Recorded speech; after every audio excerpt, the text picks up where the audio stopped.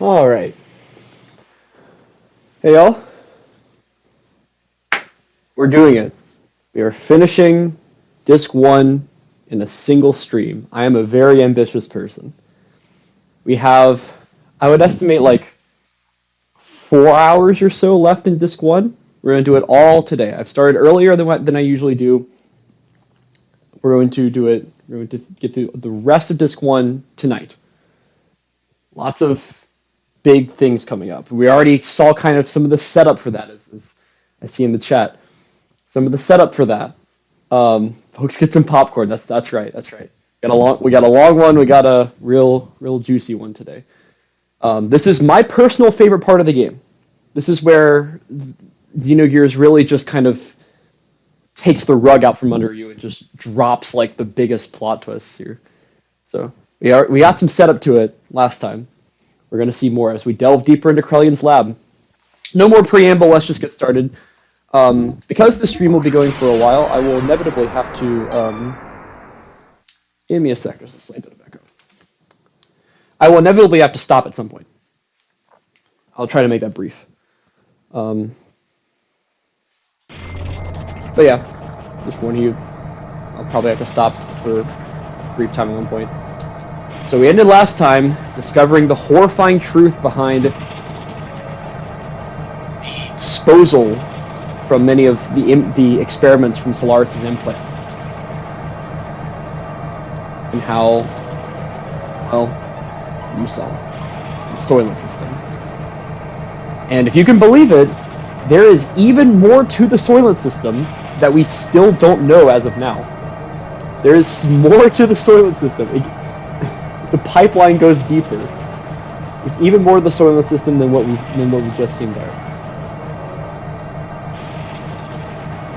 There's even more to Solaris' control mechanisms than we even know at this point. It's more horrifying as we go on. Let's keep going.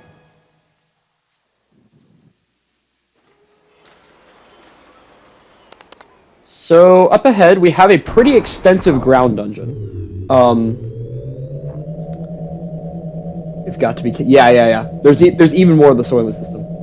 So, like, to kind of summarize what we know right now about, like, all of the Solaris experimentation, we know that they have this big implant, which we still don't know the actual, like, objective of yet. We just know kind of the processes of it. They conduct all this genetic experimentation on surface dwellers that they kidnap through the ethos, or they did kidnap. The ethos is no longer anything anymore. They'll have to find some other way to do that. The failed experiments either become wells, and are like thrown back onto the surface. Some of them are demi-humans, which are also just kind of thrown back onto the surface and subjected to racism and discrimination on the surface across the many countries. And then we also see there's a hefty amount of the byproducts of experimentation that are turned into food and drugs used by the people of Solaris to maintain the limiters in their mind and to keep Solaris constantly in control.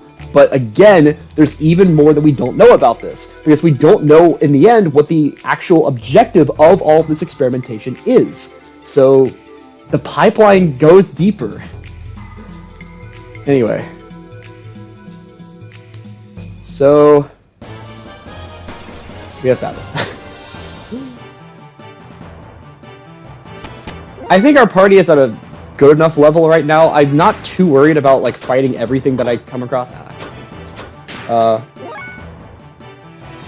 You know, I'll have to wait for them to show what defense they're using, so I'll just go here. I'm not going to make a specific effort to fight every single encounter I have here. It's gonna fight some of them. I may flee from some of them. I think our party is at a fine level, and we have a lot of death blows covered. We learned at this point. The door past the stairs was a trap. Yeah. The first of, I'm sure, many here. Sure. Just heal up everyone.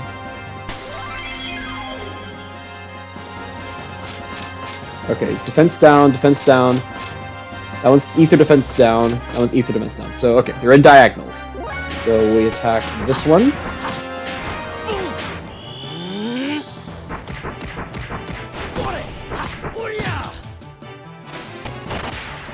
Okay. And then, have I shown Citan's new Death Blow yet? Will-O-Wisp. Because, remember, the 7 AP Death Blows technically do count as Ether Death Blows. That's what makes them different from a lot of the former Death Blows. So we can use them on the Ether Defense Down enemies. They don't do as much because it's kind of a combination of Physical and Ether. But you can do that. They're not going to be quite as effective overall, though, as Ellie's. By the way, I didn't note it this last time, but Ellie has learned her final, her third stage Ether abilities. We started with like these that just affect one enemy, and by this time in the game have 100% success rate. These affect all enemies and have 80% success rate. Now we have the strongest versions of these: Anima Wave, Terra Ghost, Thermo Largo, and Aqua Lord, costing 10 EP each with a much lower success rate and still attack all enemies. I'm just gonna be frank; these are never worth using. Basically, never. If you're using Ether with Ellie, just the success rate, the higher success rate matters a lot more than you think it does. You need reliability with her Ether. So, and by the end of the game, you'll have 100% success rate with her like second stage Ether abilities. So, I mean, it's not really worth using. And plus, Emeralda has better Ether techniques for cheaper when we get back to being able to use her. So yeah, not as useful as her first and second stage. Oh, I forgot that was the Ether Defense Down one. Come on. So the third stage Ether techniques are too costly and too unreliable to be used, basically. Yeah. Some of the triple techs in Chrono Trigger had that problem too, but the difference is the triple techs are actually really cool. And I still think that triple techs are more reliable than at least third stage techniques. Alright, so that door is locked. Gotta go elsewhere. Krellion's lab is a really big maze, and just like most other dungeons in this game, it has the problem of being a bunch of samey-looking hallways. Oh shit, this room. Hang on a sec. This interrupted a thought, as my thoughts are usually interrupted in this game. Memory cubes, huh? We heard last time from some people in, from, or at least an NPC in Aphel Aura, the second class Solaris level, if you remember, kind of that market area. We heard one of them explicitly mention memory cubes. As though memory cubes are not just something in the game, but they're actually a part of the story. We have also heard several times the Gazel Ministry mention memory cubes. Well, look up here. They're manufactured in Solaris. Check that out. So you have to wonder, what exactly are they used for? I'm sure you can already guess based on everything else we know about Solaris, but just interesting.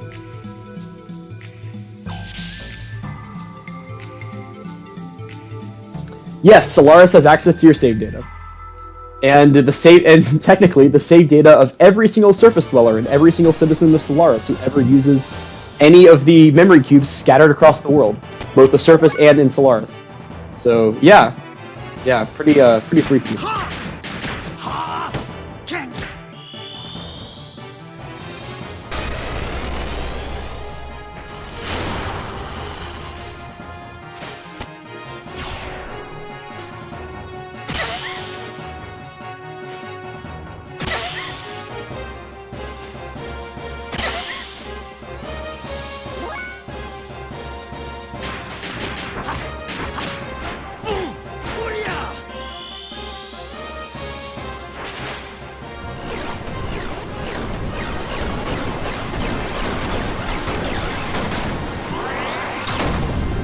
Sick freaking death blow.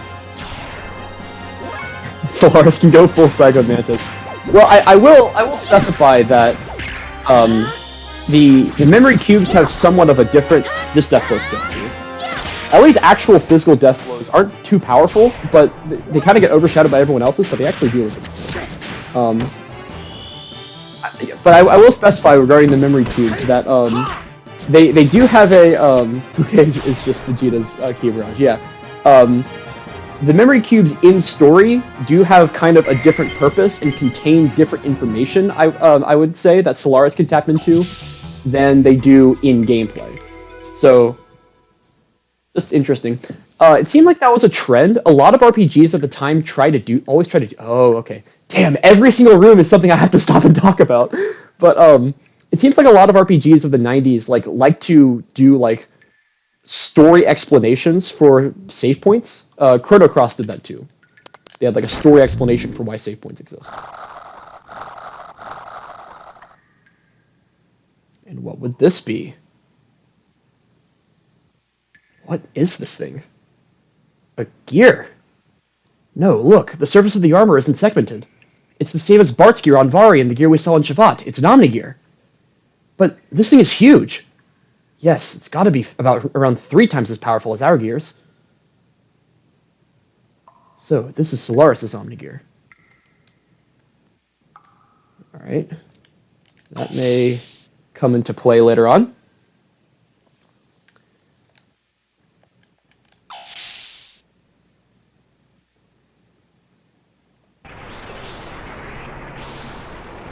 So now we're in this room. People in cages. Something? Can't interact with you.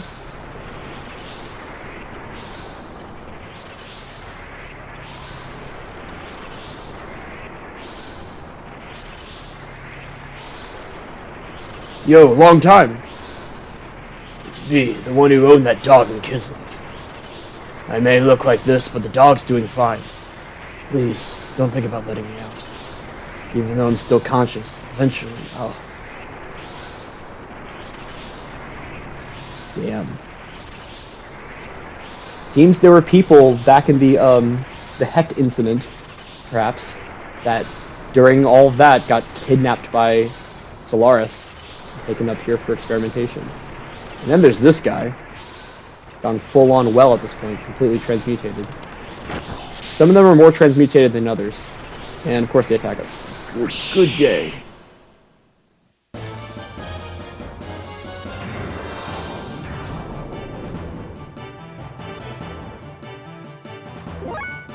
So unfortunately we have to put these down. But remember what Jesse said all that time ago. So all the unethical science could be going into Somnigear. It's one of a couple possibilities, I suppose. These are Neo-Wells. Remember what Jesse said all that time ago, that there's a kind of relief that wells have in their eyes whenever they are put down. Their existence is painful for them. We are freeing them from suffering.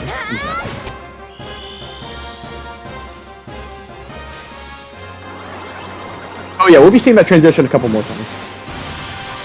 I love that one. I love the random mole that just comes out of the ground.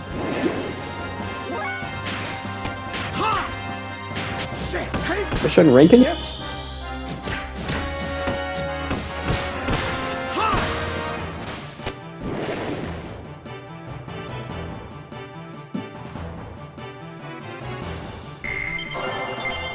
Kake, that's a new death blow.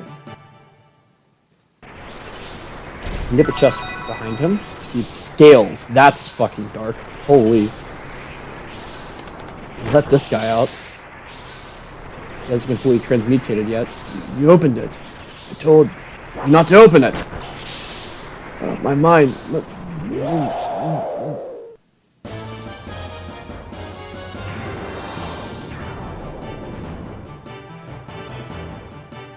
Damn.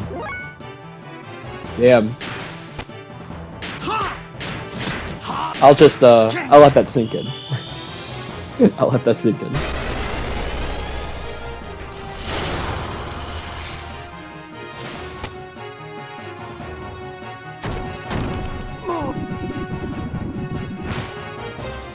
I don't care. You can steal my AP if you want. Alright, what is, What is Kake? Okay, yeah, I thought so.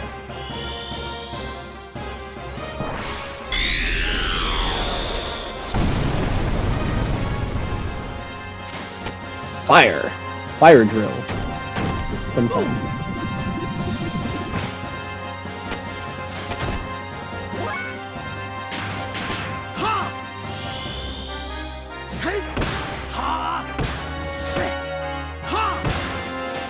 I will say, the battle system at this time in the game is probably the best it ever is, particularly the ground battle system, because at this point in the game you've unlocked so many death blows you can really just go crazy with them.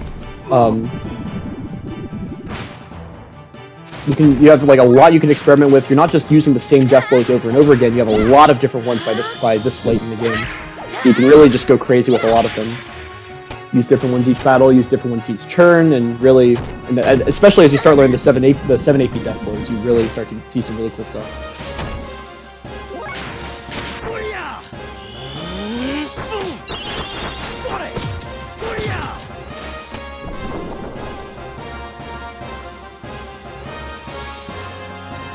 On the men for treasure. It's unfortunate.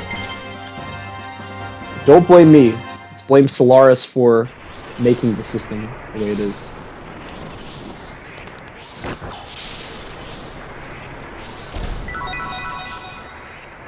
Muscle belt. I can use. I wanted to check my equipment anyway. I've had the wizardry ring on Faye. This increases the rate at which he learns death blows, because Faye naturally has the lowest death blow learning rate of all the characters. It's the intention behind that is like you have him for most of the game. You're required to have him for basically all of the game in your party. So it's like the other characters, they speed up their learning rates because you may only have them temporarily, and then Faye, he has the slowest, so you can kind of learn his gradually, and everyone else's more quickly when you have them in battle. However, Citan is a little behind because I ended up doing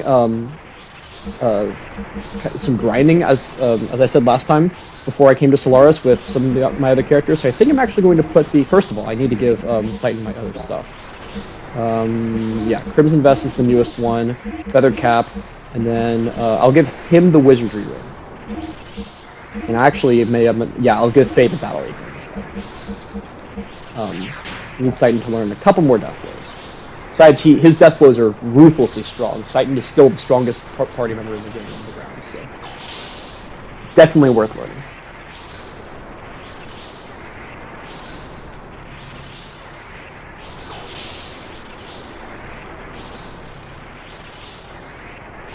We have another one of these rooms. Some of them are in test tubes. So here, the elevator is locked. Okay, we may get it back to that. Unlocks that one. You're gonna try to attack me.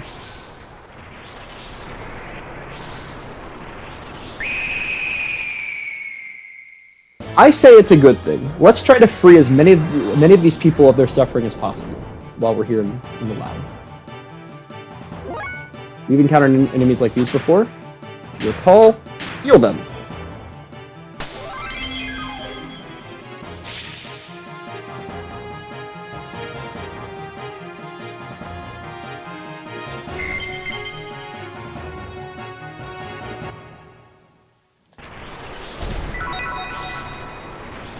Angelic Robe. This experience should be showing you that there are a lot of enemies that we've encountered throughout the game that are actually wells, and we didn't know them, and therefore are actually... Oh, that's really good. Yes, absolutely, I'm putting that on. Actually, yeah, definitely.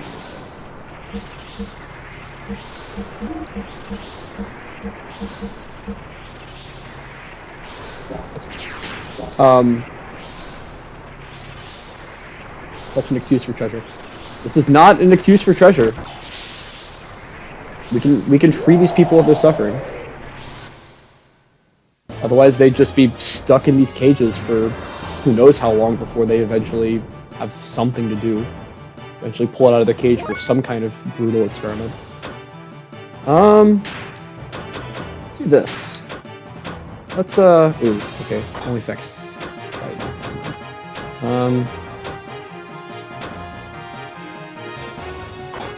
whatever. Trying to do something cool. Didn't really pan out. Death blows, I guess.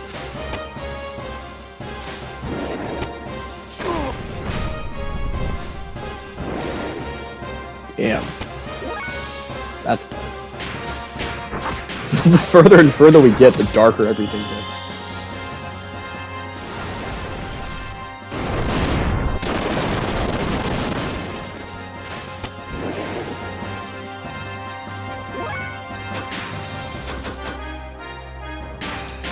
How much would... oh. And that wasn't even failure, okay, they're just immune to ether.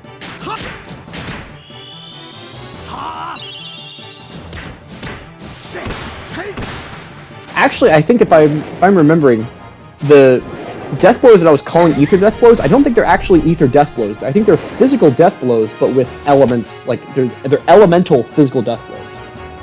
So I may need to check on that first, but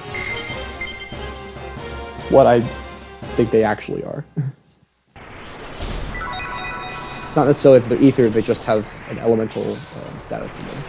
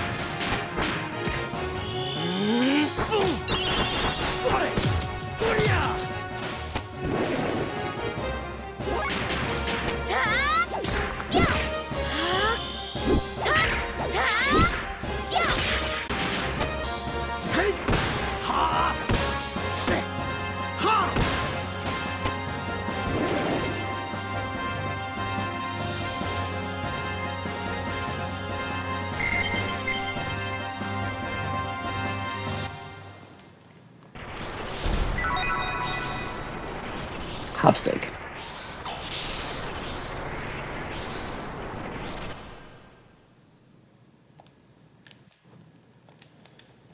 And this door, that one's unlocked.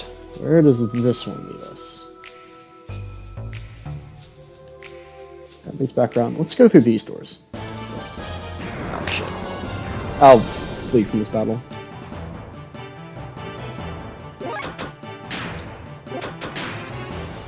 I had to guess, I believe that new battle transition, represents the fact that we're fighting wells. Like, specific to fighting wells, especially now with the context of us knowing that wells were once human. These are some interesting rooms. These are actually, the experiment rooms. Operating table there.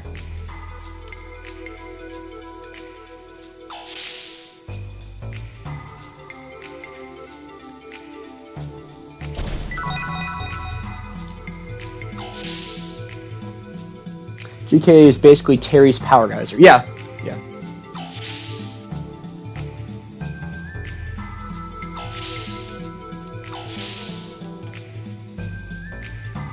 And here's another one.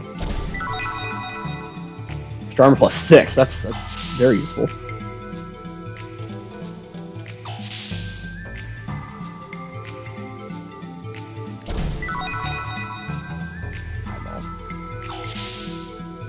Dark.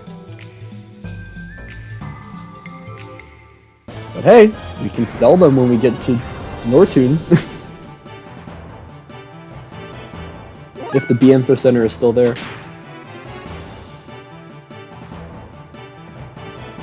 Wasn't this room from Faye's flashback back from the food source reveal? Perhaps? He did have a flashback to an operating room. It looks like a meeting room of some sort. Aquasoul DX. Security system lock off. So that unlocks the door that was locked previously.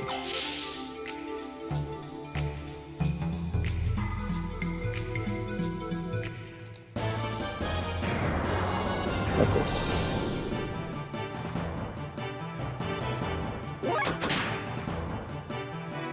Those orphans take that. I don't want to call them orphans. Those things take too long to fight. It's disgusting calling them orphans. So now we're back in the first room. So now we can go up these stairs. And they should be unlocked. Of course.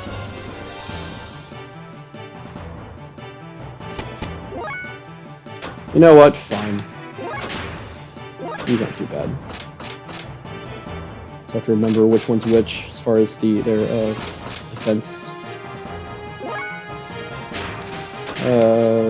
Animable, this one.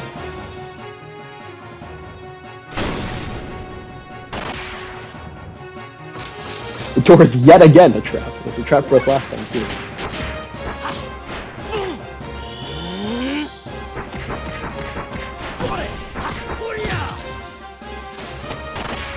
Honestly, these death blows are overkill. I'm just gonna, sight and I'm just gonna do this.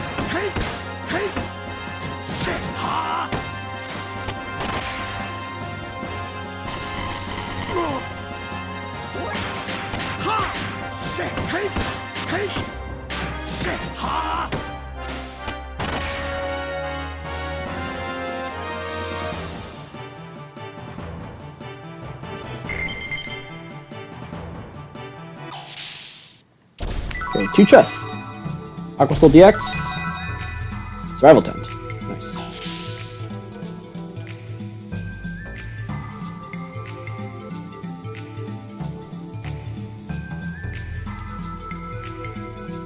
Hallway splits. Okay, let's go left. It's over here.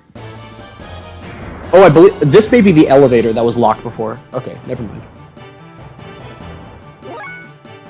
I think it is actually. Screw you.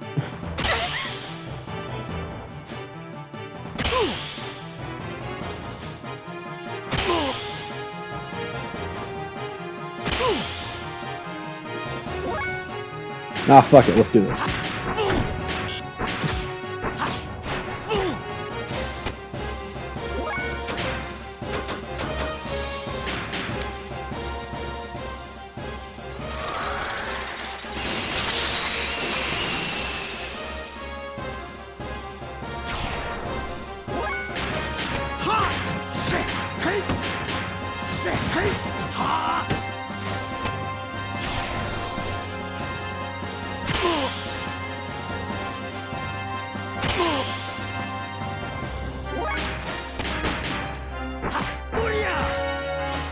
I'm going to be using my X attacks a lot because those are obviously used for every death blow.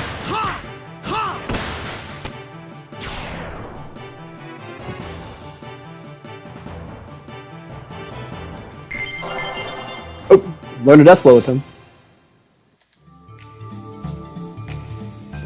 Yeah. This, I think, is the elevator.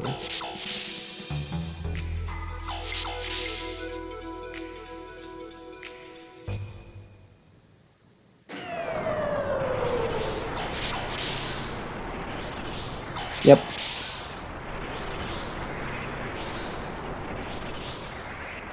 Back up we go. Control panel had a bunch of Solaris guards huddle around it like stormtroopers. Maybe a trap.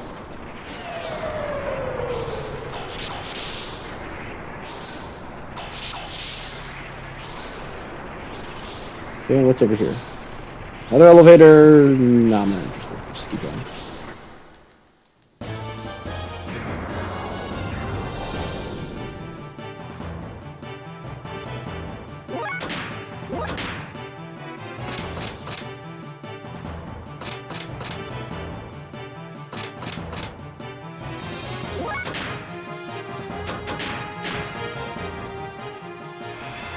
Trying to mix up what ether techniques I use.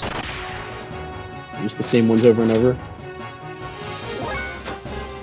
He doesn't. Just that. Except again, that's overkill.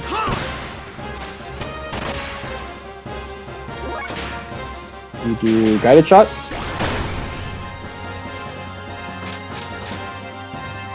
Never mind.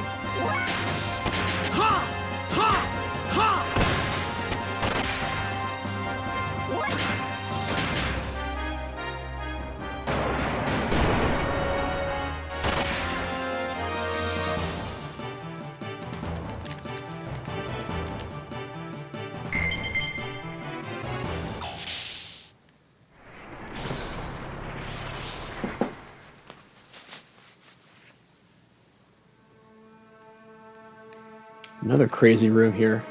There's a brain in that one. There's some crazy configuration in this one. There's like ligaments. This one's like a body. Yeah, it is a torso. Yeah, these are all body parts. That one's like a tail. On the left. Unsettling. Let's put you out of your misery.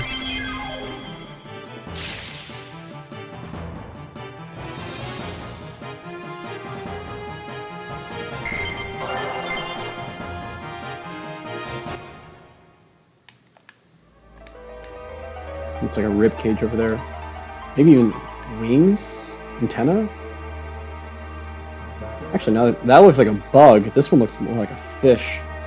Okay. Weird. Weird stuff.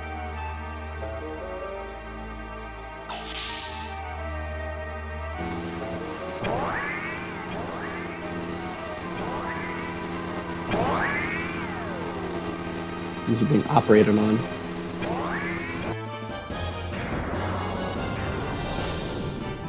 Some of them are loose and attack. Oh no, never mind. That's the security cubes. I guess my theory on the battle transitions is wrong. Perhaps I should have just noticed that before. Connect with these. Doesn't look like it. Just over here. Aqua Soul DX. And there's a door over this way. So, if you remember, before I entered Solaris, I mentioned that there was actually an optional boss fight in Solaris that I would be doing. And that is actually in this room. So, this is not particularly easy. I'm going to heal up here. Some low souls. EP up.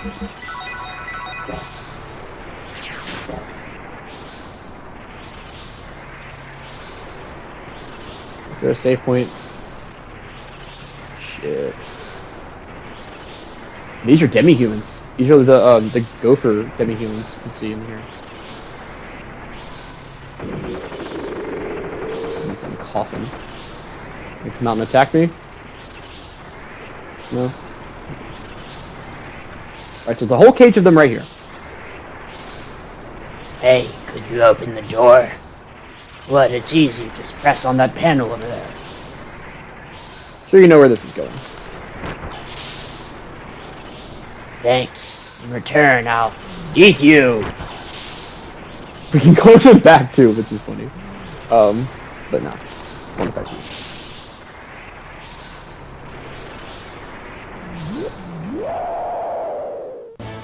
Yeah, this is a mix of straight up wells and then some demi-humans.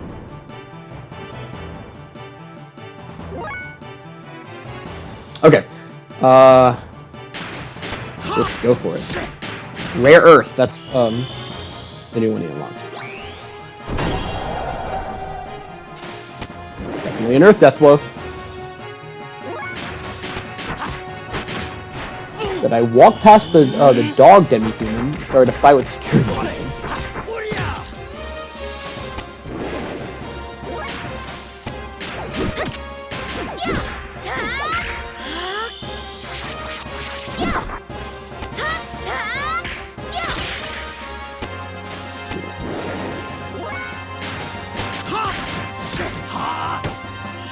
So this is something of like a like a boss rush of sorts.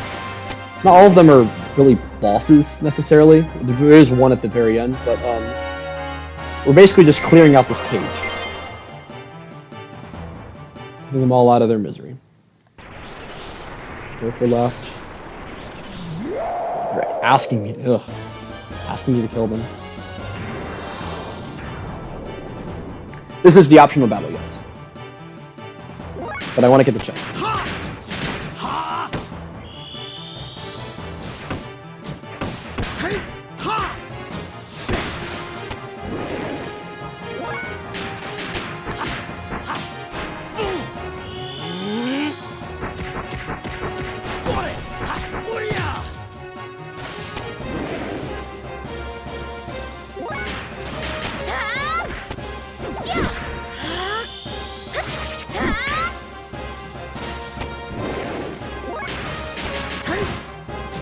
Hakai.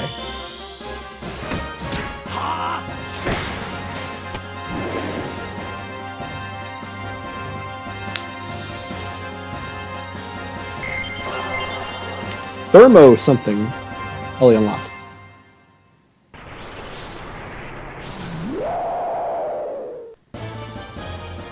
And another one.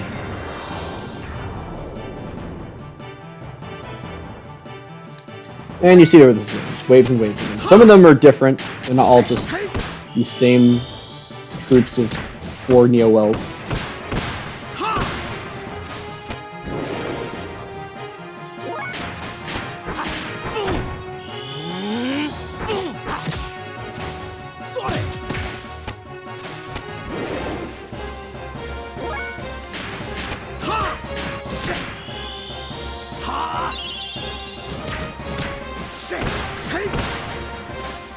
Okay, so what's Ellie's new death blow? Never mind, it's not that. I just kind of hazarded a guess.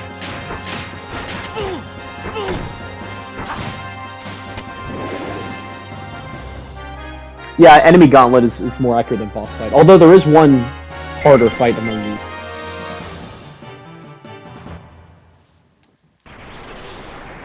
Oh, I can't control. Don't kill.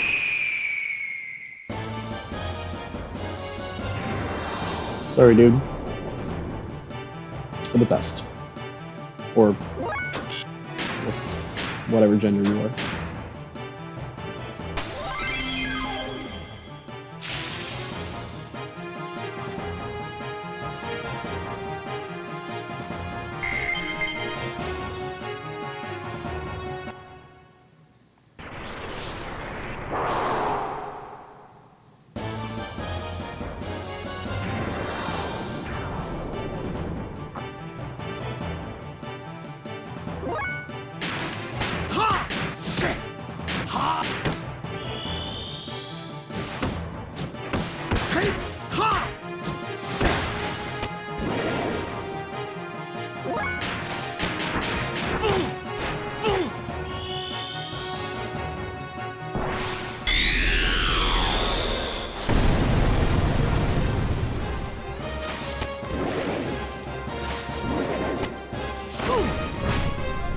Oof.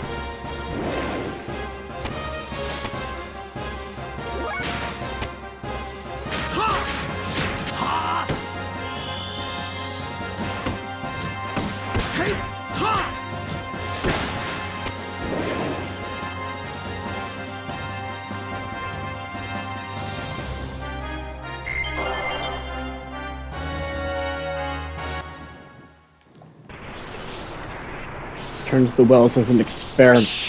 What? Cut himself off in the middle though.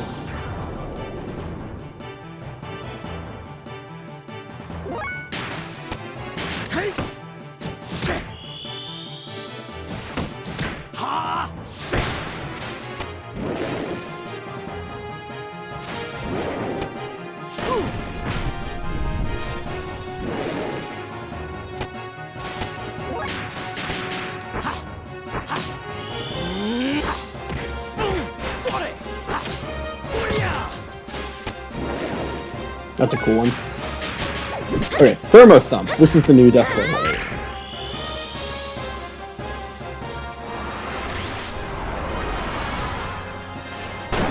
Just summons a meteorite. Damn. Is there a redrum by chance? Yes, there is. That's the one I'm worried about. Okay, got one of them. Death Blow 3. Yes. Okay. Even in addition to a Wells.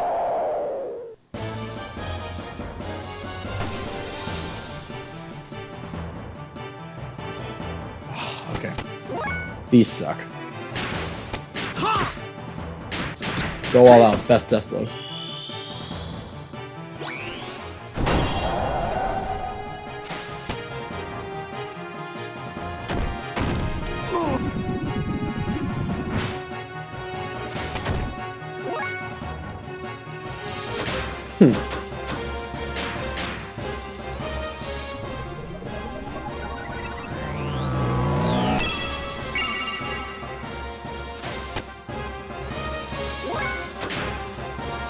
You know what? Just for kicks, let's show off one of the stage 3 Ethan techniques.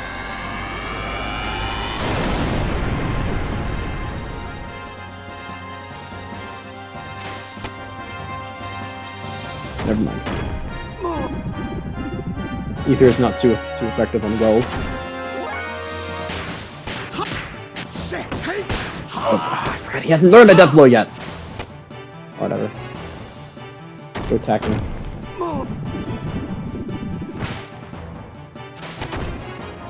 Okay, here we go. Fuke. Powered up.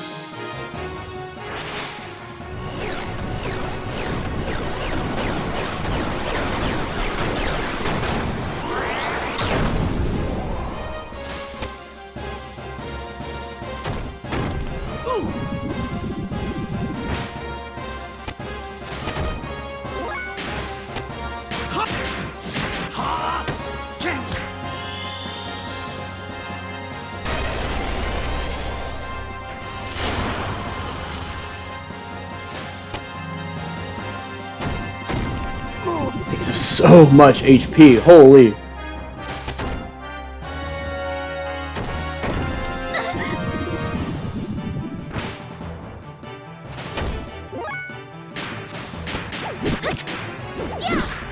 She hasn't even learned her 4 triangle death blow yet? That's interesting.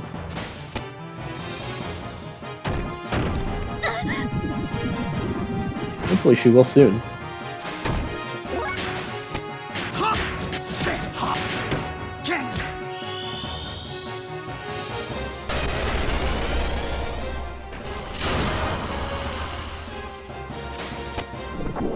Okay.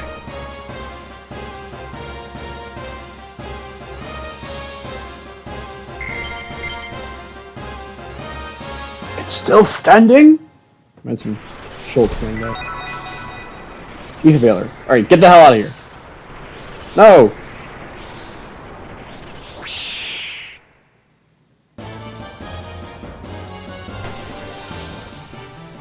Ugh. Oh, fuck. Okay.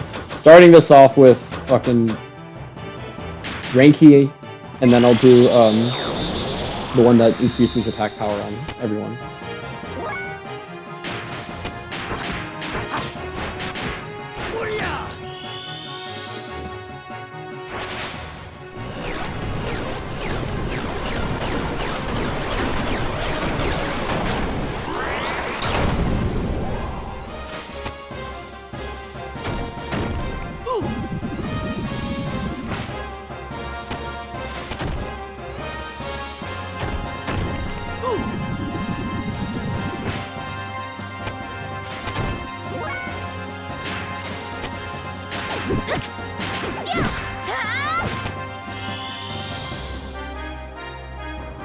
It's my favorite death blow. I actually think this is my favorite death blow.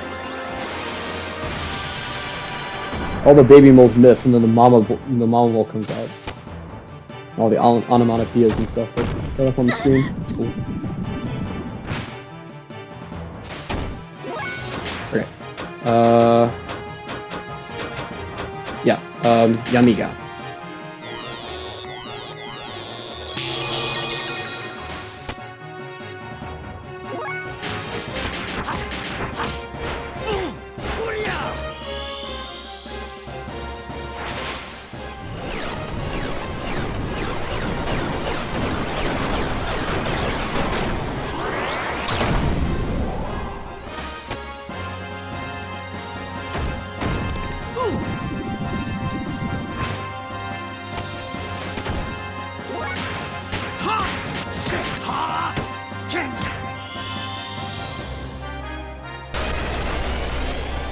How is that bastard still standing after the incredible thrashing we gave it? I believe that was Zeke, Xenoblade 2.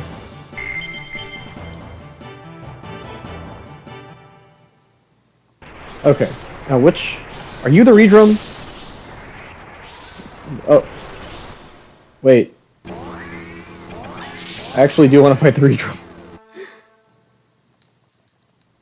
Hang on. Let me heal up. And I'm gonna fight the Redrum, and that'll be it. Get out of here.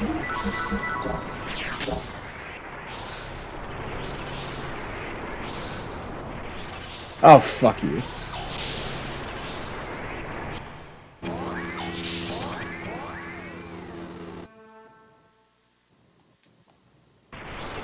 Ah! Fuck. We'll deal with this pretty quick. Oh my god! Ah, it's the same fucking enemies over and over and over again.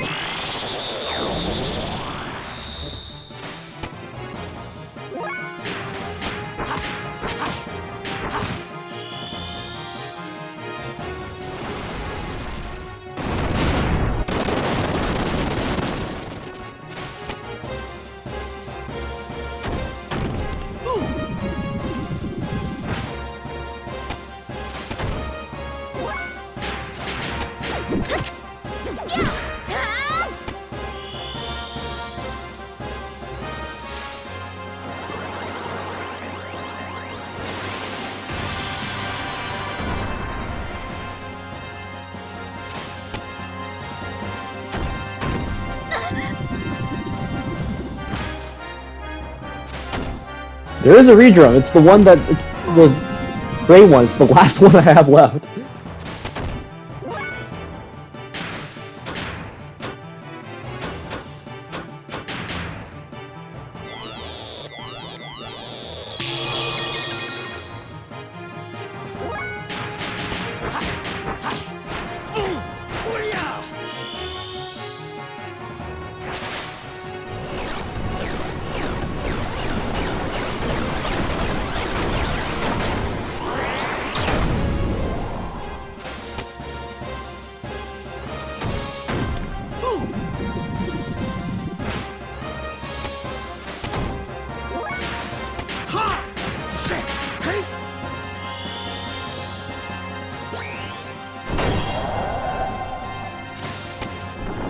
God, I hate those enemies.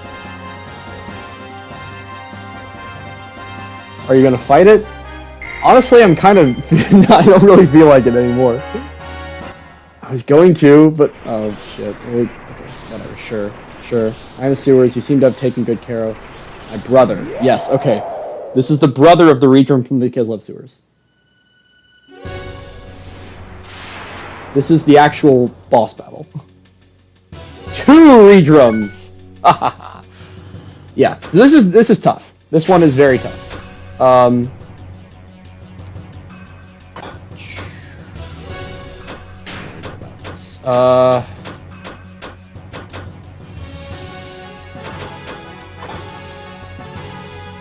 Let's just Sazanami Saitan. Yes, at least somewhat close to...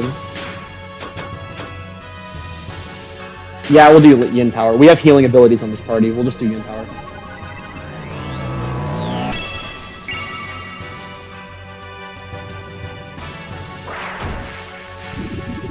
Or they just do that. That happens too.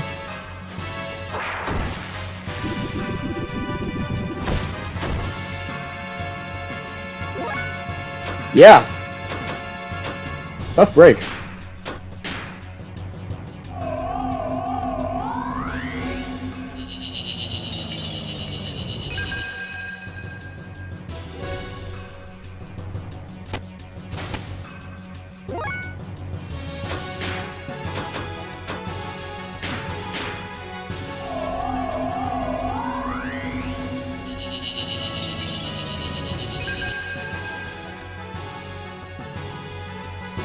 Yeah, no ability to bail me out here. Right. At least their other attacks are comparatively not so bad. Okay, we have Yin power going. Let's just go on the offensive here. Let's do Kake.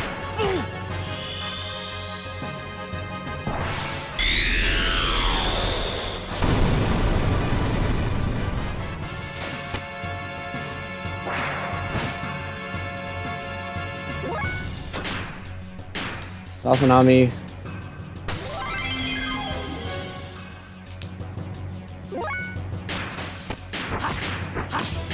GK. Kake may actually be stronger, but I'm doing this anyway. I'm here for the rest of the night. No. This will be done. I'm not going to let this take the rest of the night. Refuse.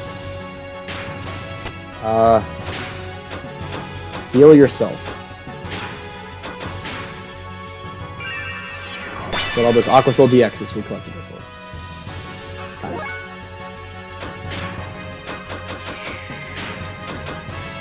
Yeah, let's just do Yamiya.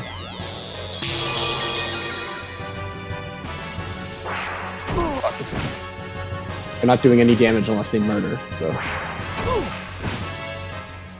We're good. These are very polarizing enemies. So there's always the chance that they just completely wipe your party. Oh, not even, that's not what I meant to do. I meant to do triangle, square, triangle. Okay, fine. 600 damage. Not terrible. Okay, let's go.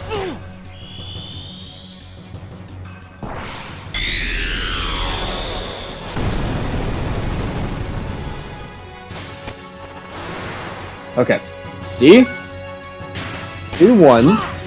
Not terrible. For some reason my second square input didn't register. Whatever. Oh shit.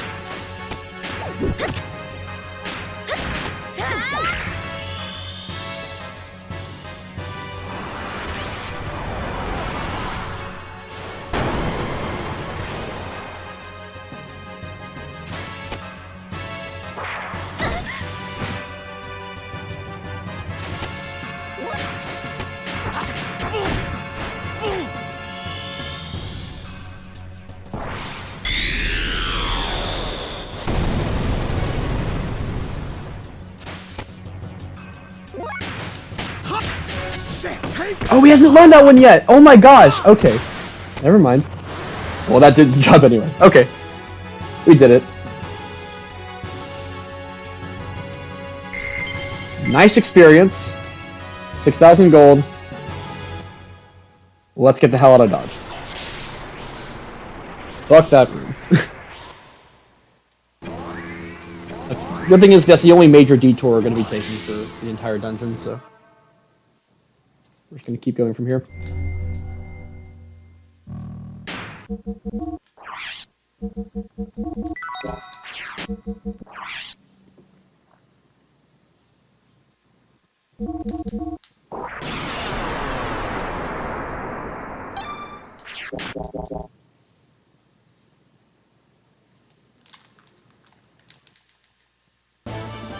Really? I'm running from the rest of these fights. Fuck this. I'm gaining enough experience in that room. Guess I can learn a couple more death blows, but whatever. Don't care. Was a Tarb! Okay, so we have this interesting mid-air bridge. It's like we're going to a different area. So that if that was Corellian's lab, this is a different building.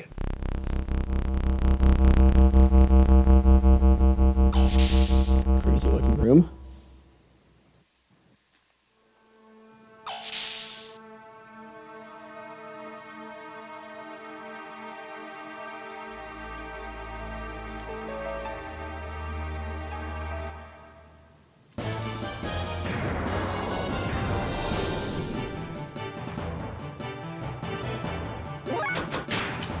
From here on, I believe there are no more wells. There's just going to be these security cubes and Solaris guards attacking us.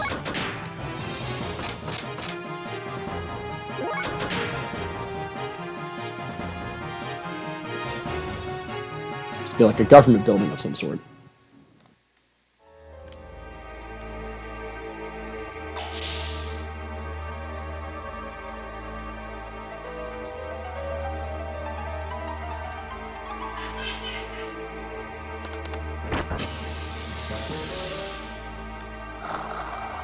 More of these tubes. These, however,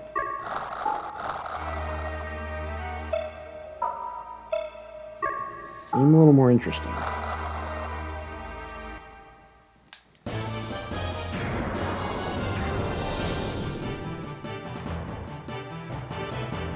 Don't even seem entirely biological.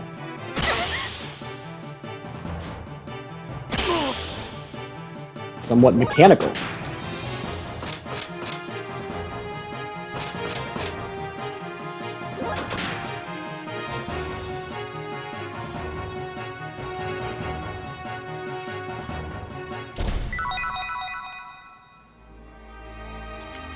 Dark Helm. I'm gonna check that in a minute.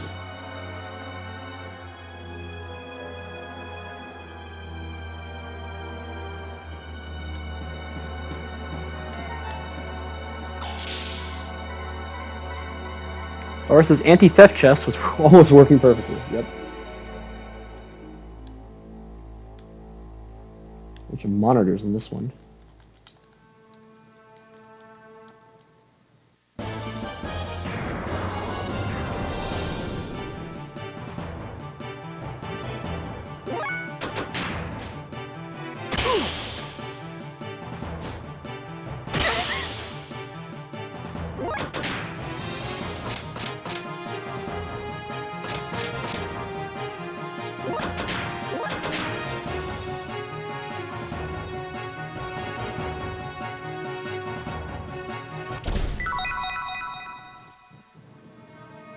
Dark armor. Okay, let me check those.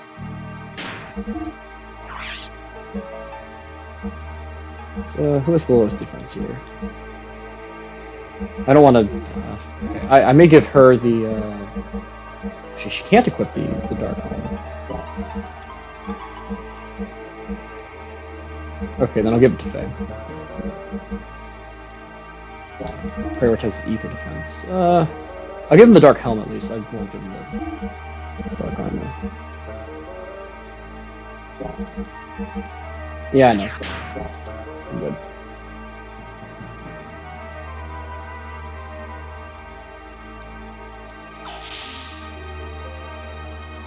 Yeah, the anti-theft protocols don't work quite as intended. Or don't work quite well if I'm able to just get away from them.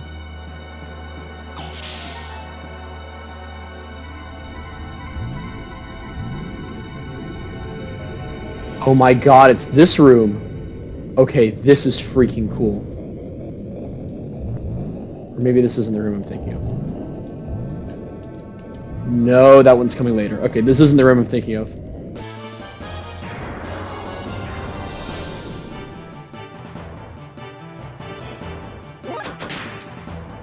We'll get to that.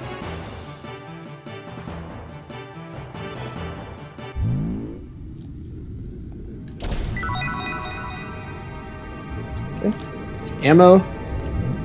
We reunite with Billy, hopefully. Can't interact with any of those monitors. Oh my gosh! These guards just keep harassing us.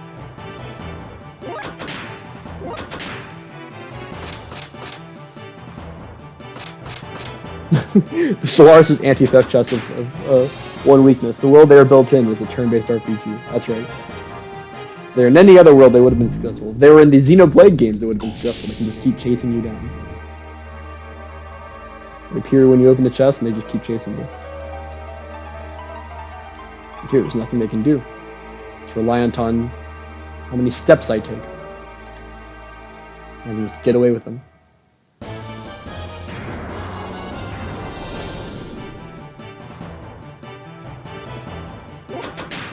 So stupid.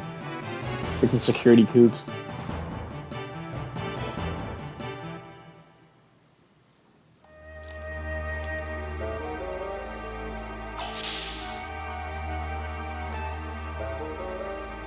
Wait, that's where we came in. Never mind.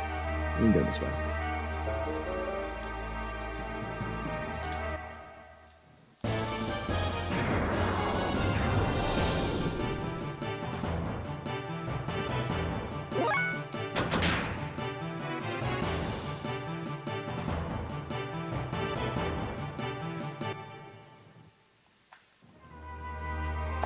There's a console for inputting a password.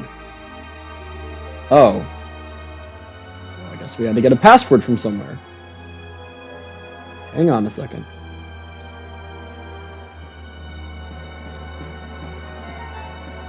Go back and retrieve a password.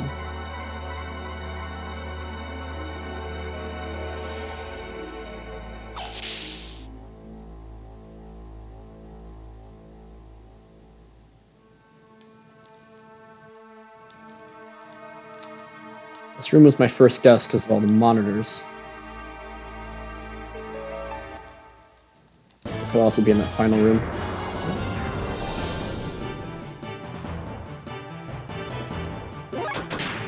No, there are wells in here. Never mind.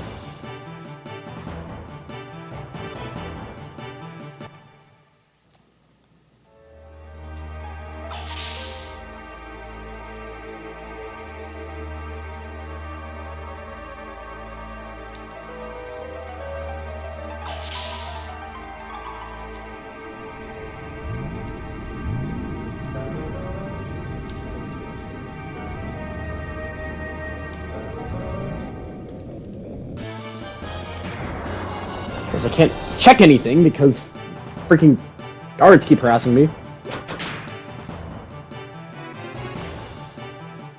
The monitor room itself is trapped, yeah, as we've seen. Okay, what is the deal with this room? This has got to have some significance. Something else I can, like, touch? Anything else I can interact with? No. But it must be in that room with, like, the tubes. Okay, well, this one I can just... These are easy.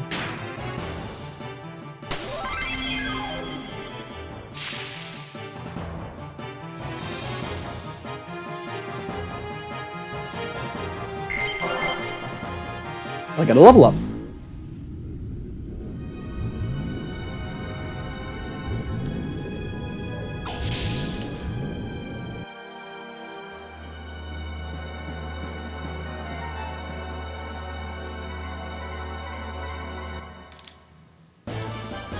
Ugh! Every couple seconds.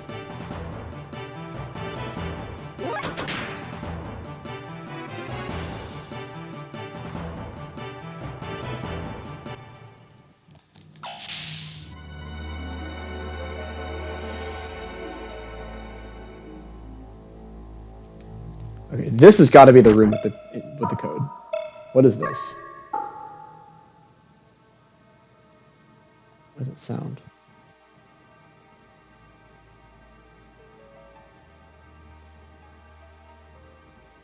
Oh, okay.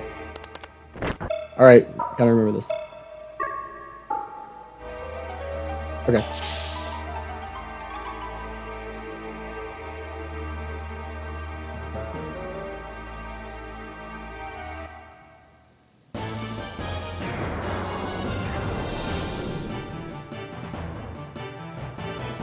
The middle of the hallway was a trap.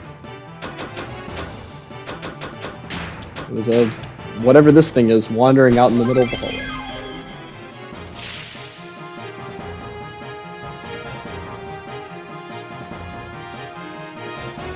Maybe it's because we unlocked the system in Krellian's lab. Now all the wells are starting to get out and just wander the hallways of the government buildings.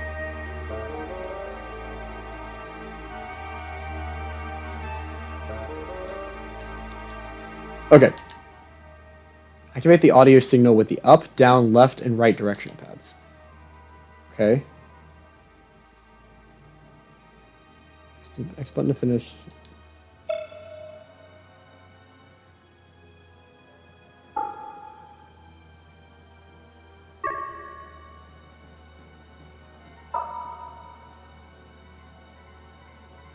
Okay.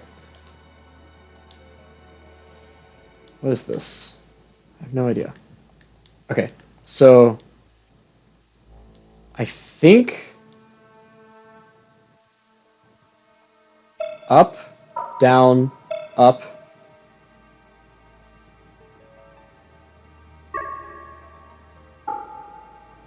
Left, right. I think that's good. Good, okay. Keep in mind, as per usual, the audio in my headphones is delayed, so it's not quite most accurate. It's over here. I think that's the other way is actually where we have to go. So what is over this way?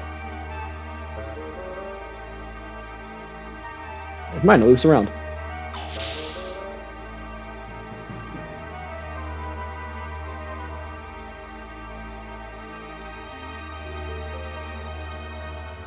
Okay.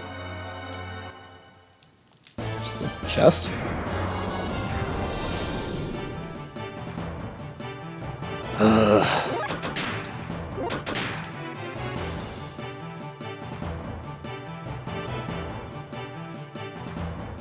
These encounters interrupt every thought I have. Silver armor +1. Nice.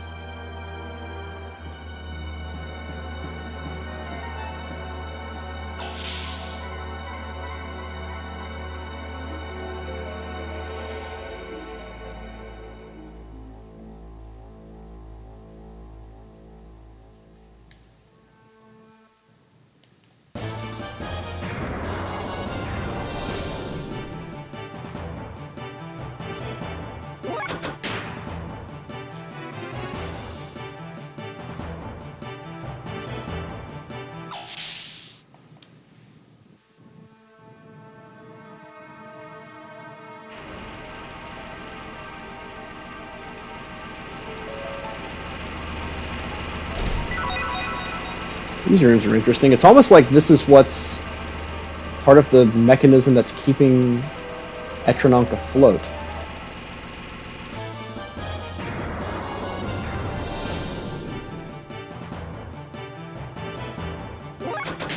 Otherwise, these don't seem to serve any purpose.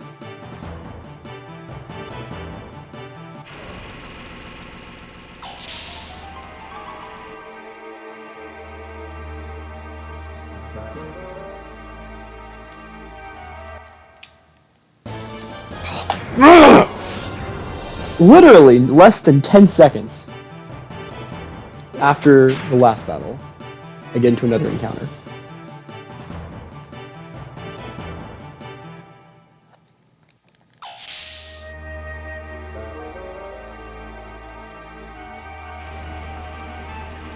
You should not put random enemy encounters in an area that's this stuffed with interesting, like, lore stuff to see. It's so annoying.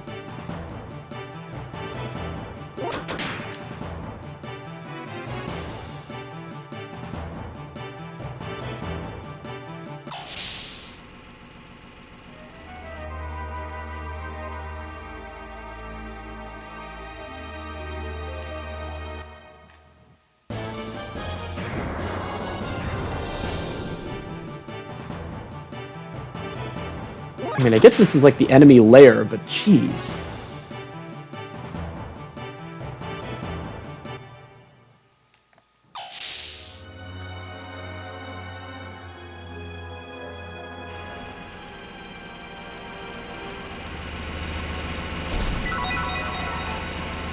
Gold nugget. Okay. Back out. Never mind. Waiting at every door is a fucking guard. Krillin, you're finally here. Why did you have those eyeballs? Either for my very unethical experiments to become robots, or was it to be gods? You've got too many experiments nowadays. Well, as we've learned, there are multiple like objectives for the implant. Like one of the objectives for the implant we already knew about was the experiments that were done to fuse humans with gears. That's what made Zeebsen and Oxen. That's what Nikolai Balthasar worked on. And then we also have. This is the room I was thinking of. Okay, we'll get to this in a second. We also have the fact that the Gazel Ministry, who are currently trapped in computers, need new vessels. They need new human bodies to be able to resonate with the anima relics. That's another thing they're looking for. So, many different purposes. Yeah, this room is cool. What is this place? Holograms of us? Why are there holograms of us in a Solaris place?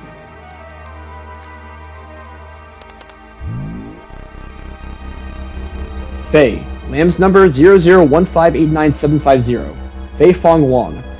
Ether response infinite. Anima alignment infinite. Comments. Contact. Immediate disposal desired.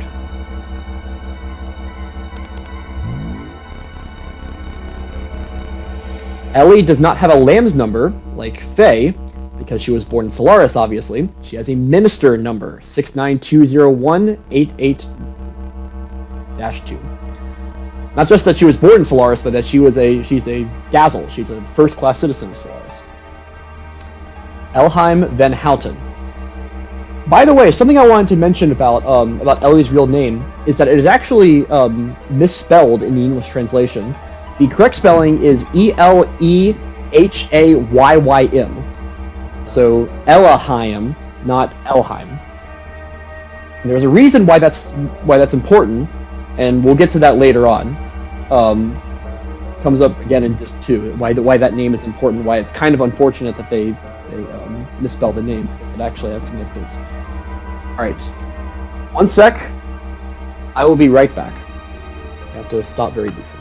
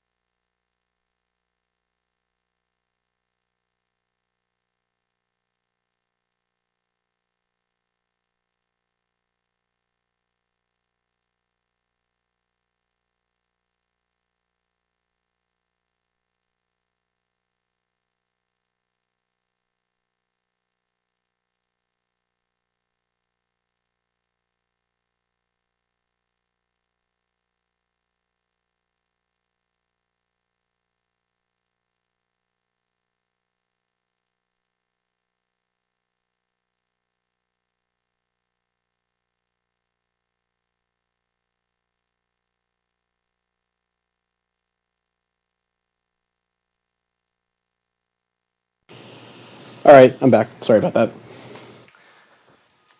Alright, let's keep reading here. So yeah, Ellie has a minister number rather than a lamb's number, which we know why that is. Ether response also infinite. Anima alignment also infinite. So anima alignment's interesting. We've heard about the anima relics. We've heard that they resonate with certain gear pilots. That's what makes it Omni gear. So both Faye and Ellie have infinite anima alignment, and they both have infinite ether response, which is interesting. Comments. Possible anti-type. Approval for retrieval and necessary analysis granted. So Solaris has files on all of our party, and they've been keeping tabs on us this entire time.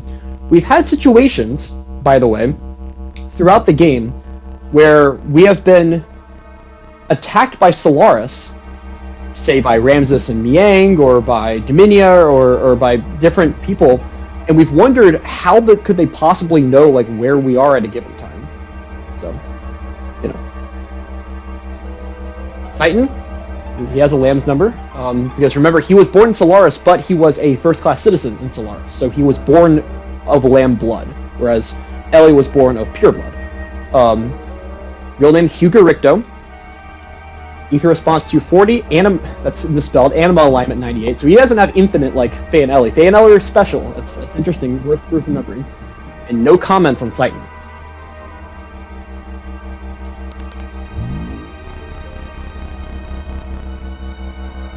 Bart. Following me, Fatima. Ether response to 210, anima alignment 90. Comments. Upon Dan Anima's retrieval, schedule for Animus adjustment. Okay? Dan, just letting you know, has no relation to the character Dan. It's not anything how related to that. But maybe worth remembering.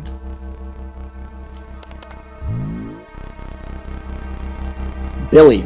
Minister number, again, remember that Billy was born in Solaris to Jesse.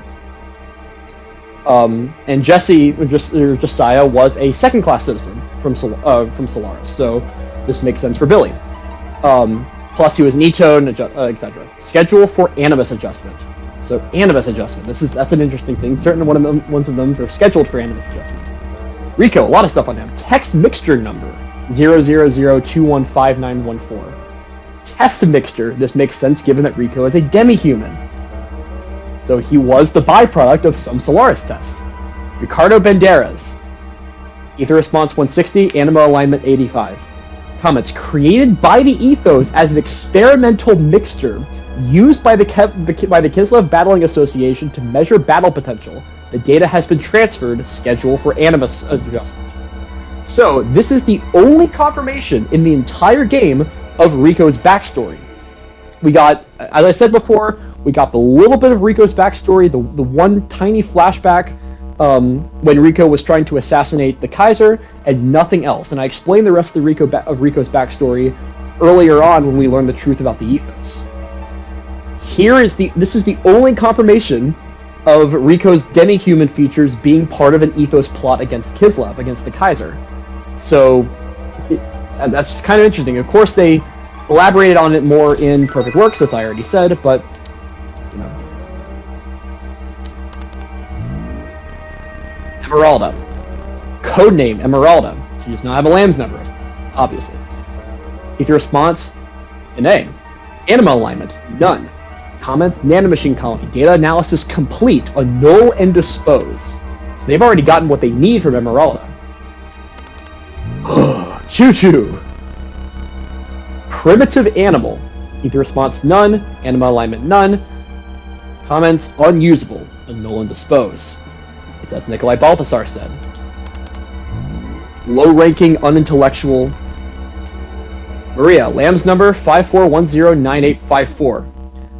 This is interesting considering that Maria is supposed to be Maria is the daughter of Nikolai Balthasar, who was a Solaris scientist.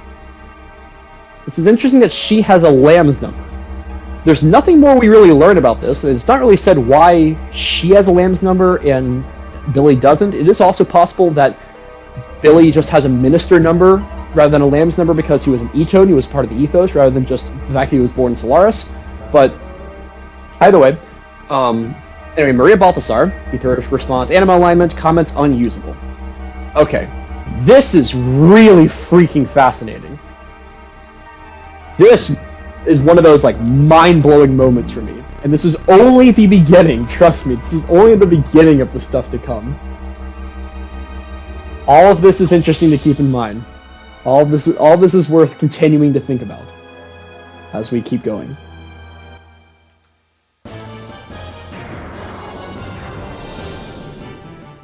Having choo-choo, yeah. I fully support Solaris's intentions to annul and dispose of Choo-Choo. Must have gotten this information from the memory cubes. Indeed, that's exactly where they got it from.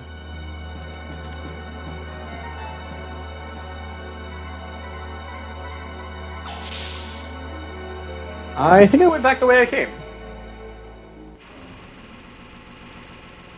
Yeah, I did. Well, okay. I went the wrong way.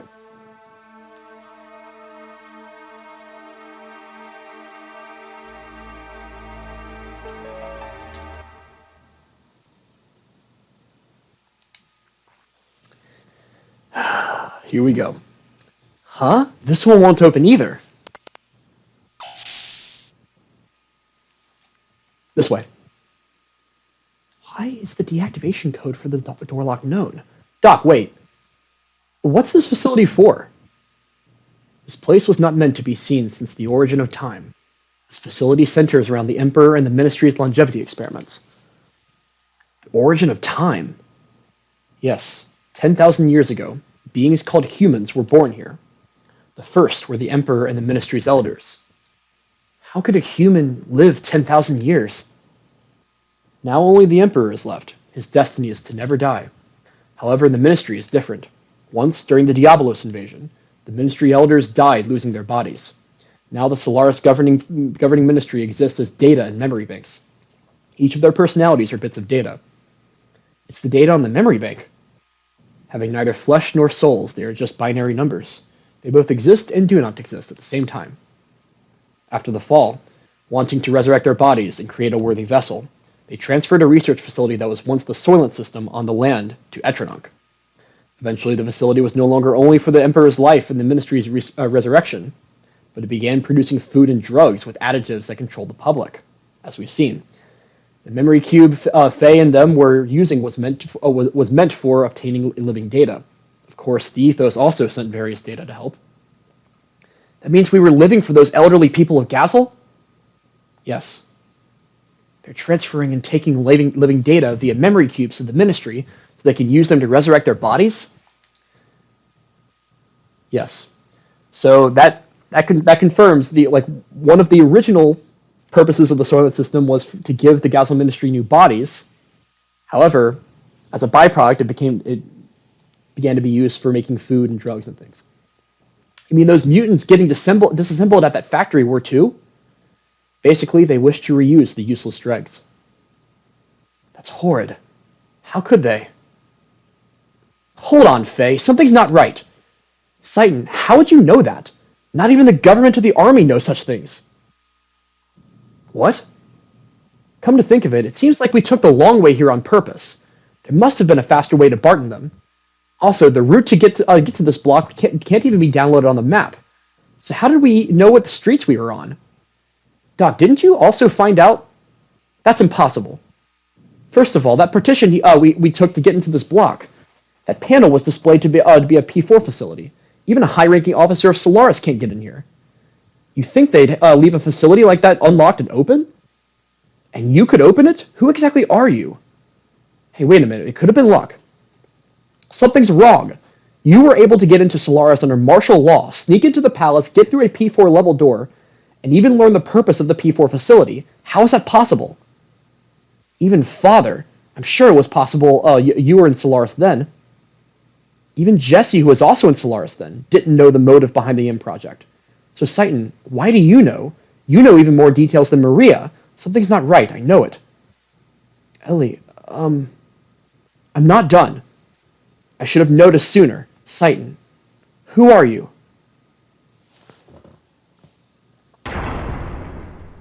What? Hey, you okay? Ellie! Ellie! Ellie! Doc, Citan! Damn, got us. Ellie! Citan! Where are you?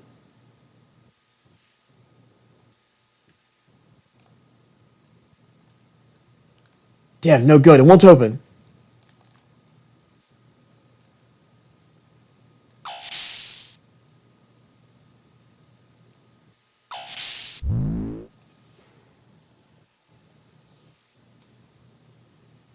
Ellie. Doc, you there? What? This...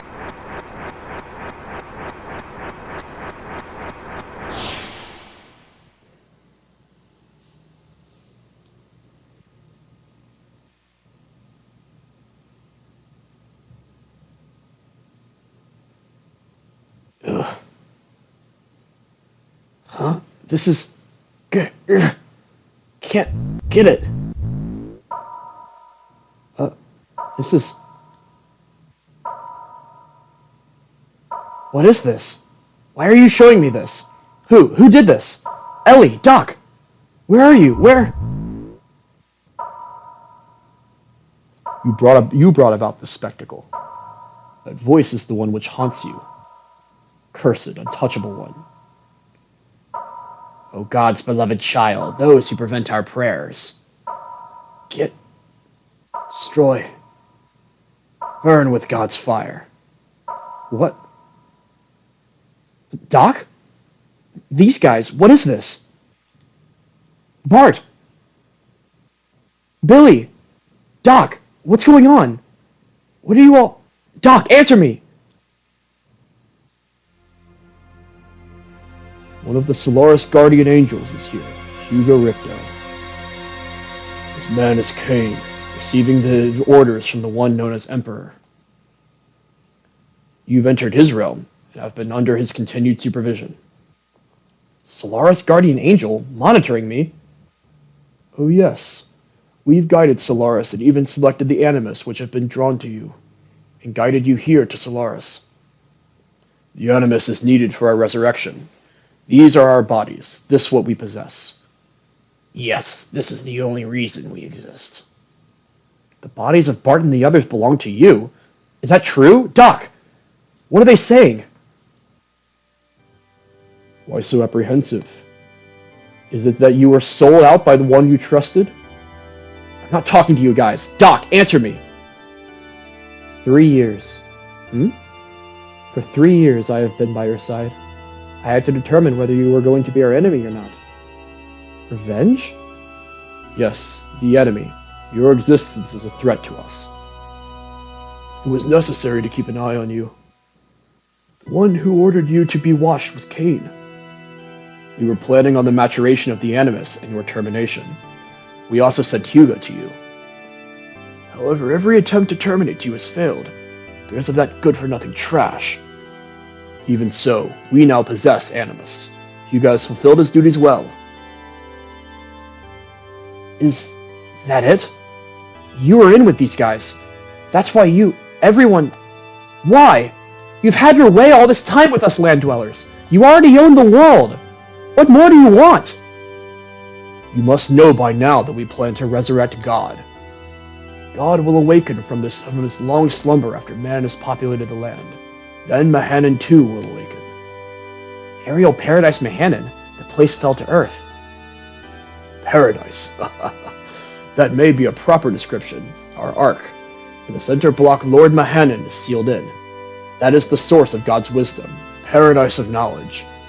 Using that knowledge, we will resurrect the awakened God and build our Ark to take us both into the great universe.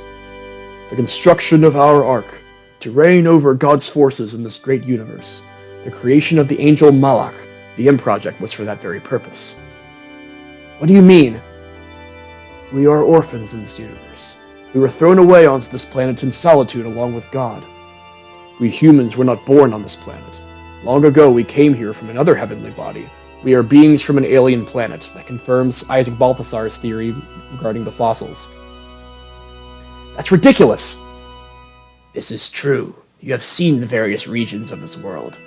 Why do you think there are no records of humans before 10,000 years ago? Huh? This is the will of God. The God's revival has been fated since before the time before Genesis.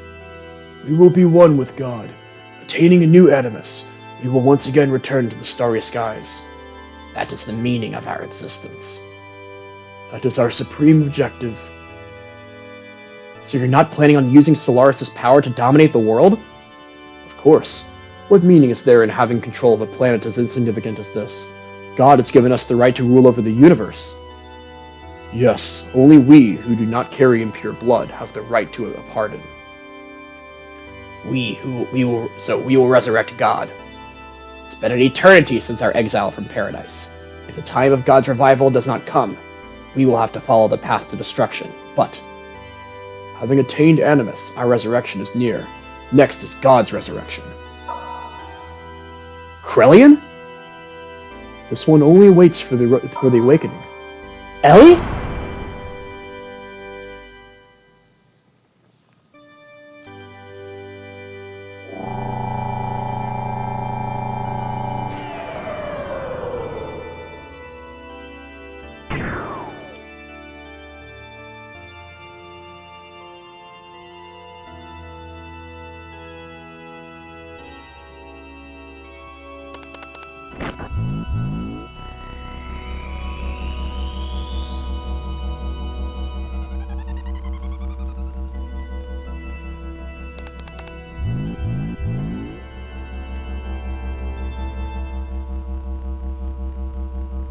Where am I? I've looked into your records. Krellian, Commander? Helheim Van Houten, that incident at the Jugend 1 year ago. Case 102, the release of your latent powers from that systematic. We saw that. That's what happened when she took the drive and she killed all those people in Jugend, if you remember. Administration of mental enhancement drugs. In that instant, your ether value had increased beyond 400. In that moment, 2 were critically wounded and 3 required recycling. Am I right? Please stop! But this record is wrong. This wasn't the usual uncontrollable mental side effects. Huh? This was caused by the awakening of your other self. My other self? Where's Faye? Where is everyone? It will be used as an offering for the resurrection of the Gazel Ministry. The same fate awaits that girl, the artificial organism. I've already taken enough samples from her. Referring to Emeralda. I'm already well into the 4th stage of my plan. All I need now is the final factor. Hence, your friends are no longer of any use to me. They're worthless. But you are different. You're planning on sending them to the same fate as those people in that research facility.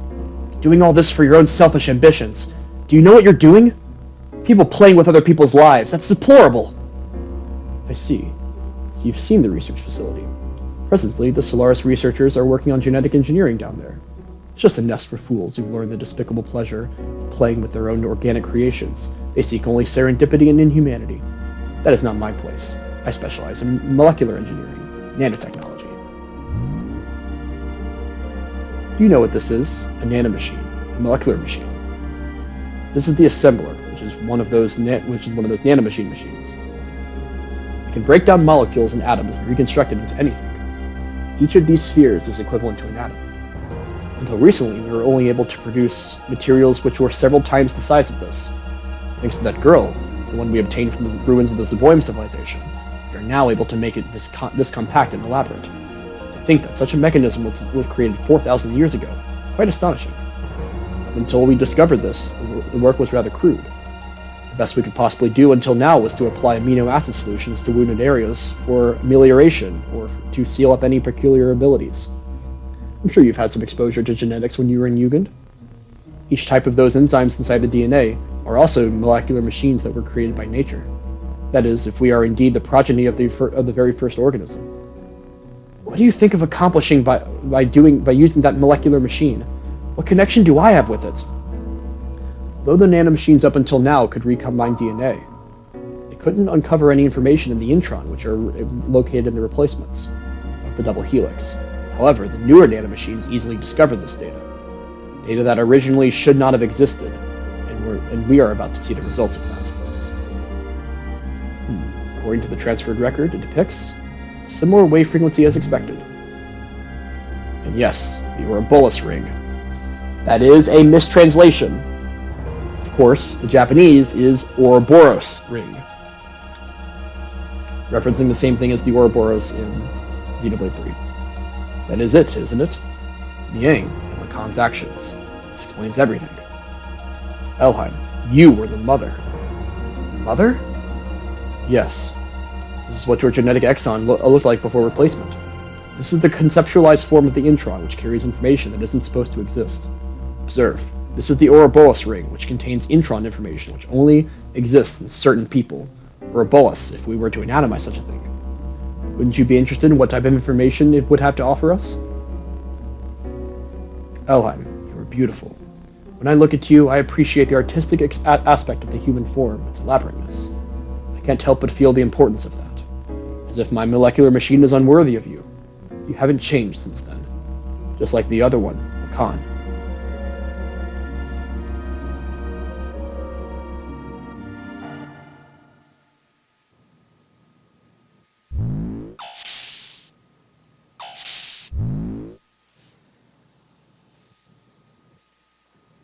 Ugh.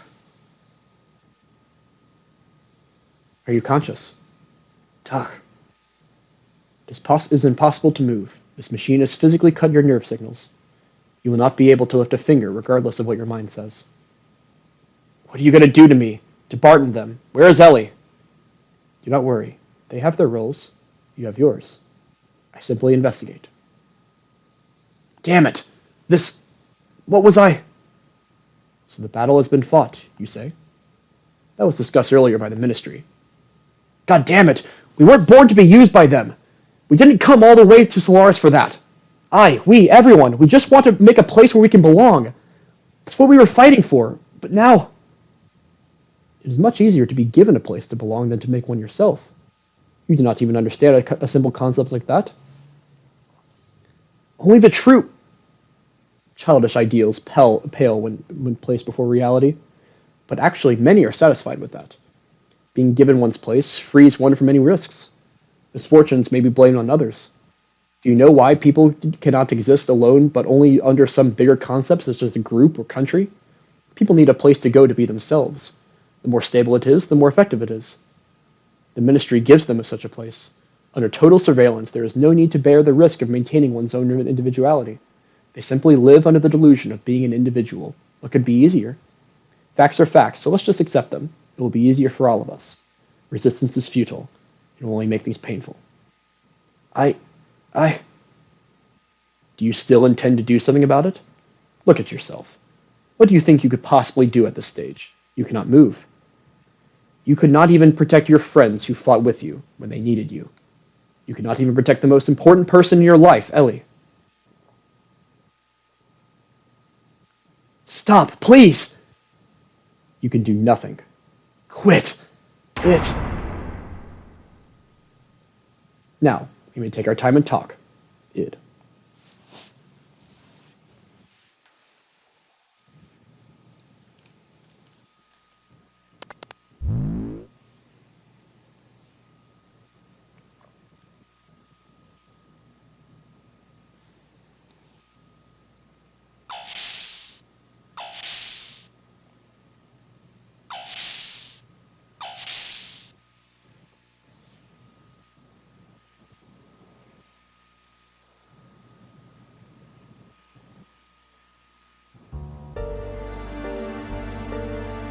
Commander?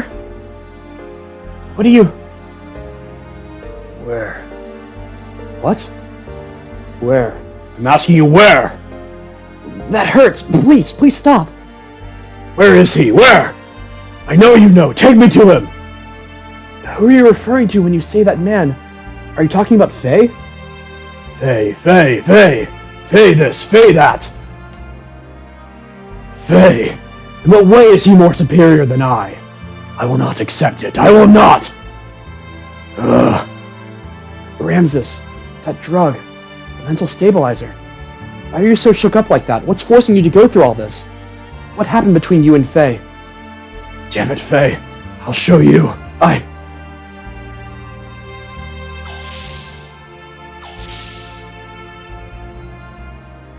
Ramses.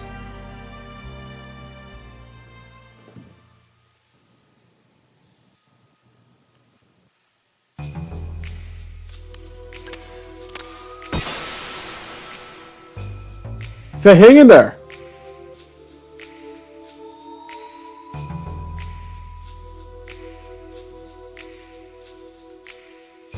Faye, you're conscious. Now let's go! You traitor! Stop, Faye!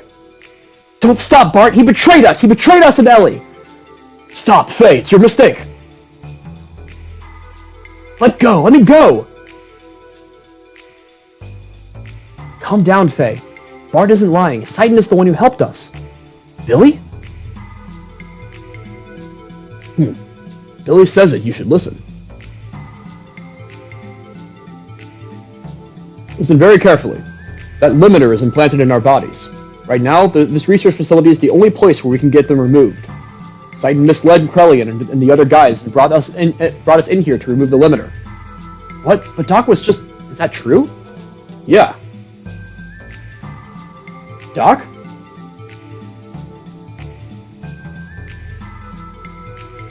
That is not the only reason why I brought you here. Those who want to become independent from Solaris must know the actual situation in its true form. Who is doing what and why. Ostensibly, I received a covert order from the Emperor to contact the body wanted by the Ministry and send the data. And if possible, bring the body back. That was my duty. As a result, I had no choice but to deceive you. Please forgive me.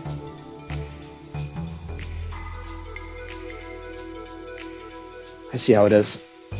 Besides, I myself had a matter that had to be verified in this facility. Sure? I'll tell you that after we escape from here. It is something you must know.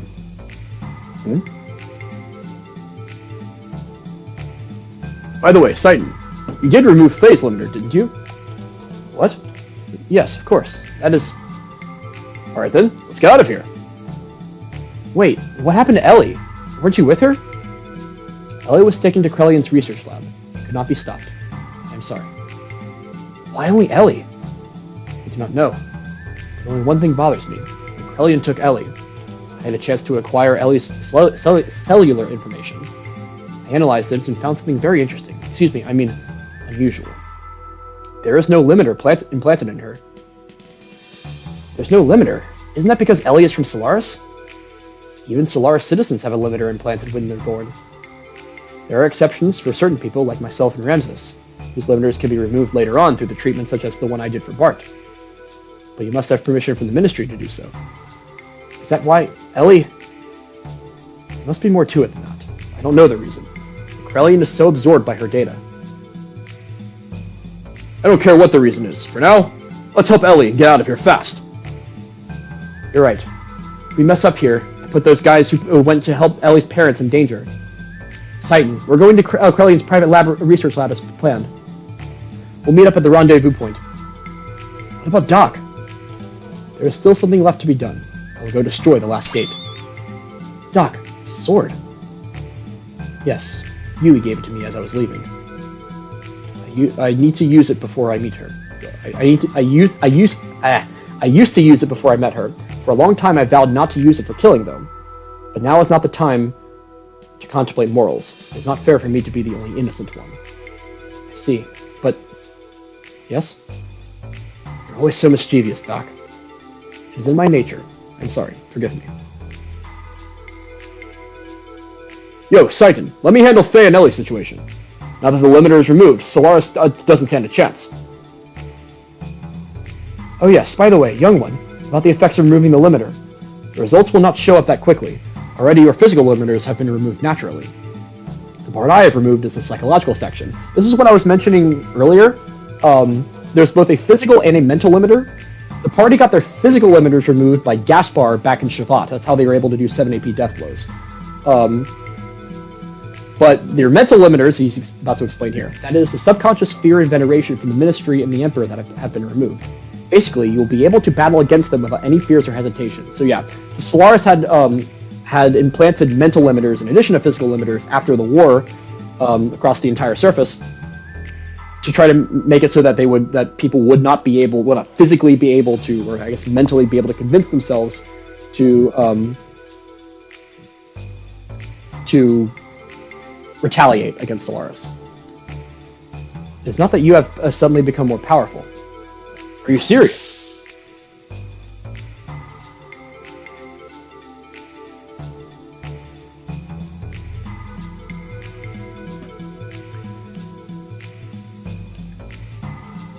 Yeah, Faye is a different kind of mental limiter, it seems. So yeah.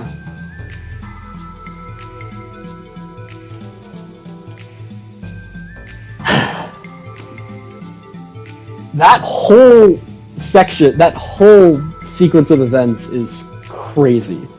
The way they do it with the music and the atmosphere, the dialogue, it's so well done. The sight and reveal is extremely well done, and it really does, like, the way he talked when Faye was, binded by the machine makes you hate him, and then there's the slap in the face after all that's said and done. There's also a lot of technobabble that you heard from Krellian. Basically, I'm going to sum that up there's a lot of, if you're a biology buff, you may already be able to understand what he means by introns and extrons and exons and that kind of stuff, right? But I will sum it up as Takahashi and the writers are trying to give a science fiction explanation, like a scientific explanation, for this science fiction concept. The basic idea is, within Ellie's DNA, there is a certain strand called the Ouroboros ring that means something very special, significant to Krellian. Krellian called her the Mother. We'll learn more about what exactly that means later on. But it being an exon, as he says, means that, or rather an intron, means that it doesn't actually manifest like physically within her, but it's something within her DNA that's just kind of hidden. That's all he's explaining there. And he also, worth mentioning, something interesting, the M Project was originally started by the Gazel Ministry for their purposes of finding bodies. They call the bodies the Animus. They're going to use our party members as the Animus. But, as Krellian said, even though it was originally had that purpose, all the people that were in Krellian's lab that we went through, with all the wells and things, as Krellian says, those were a bunch of other scientists that got on board the project and kind of got carried away with just fooling around with their experiments. So a lot of those experiments weren't even useful for the end goal. It was just like scientists being able to play around with things. Kind of spooky. It shows what happens when you give scientists a whole lot of power, that kind of government power. Crazy. Anyway, according to Citon, Krellian's private laboratory should be below us.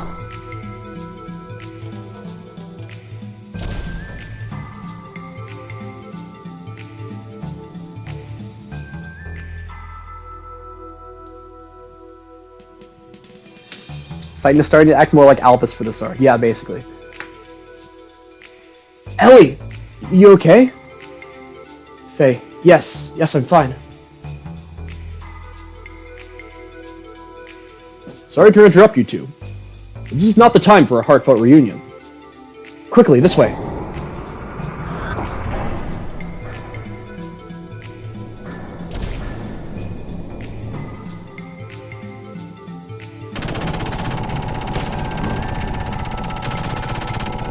What took you so long? I've only got so many bullets.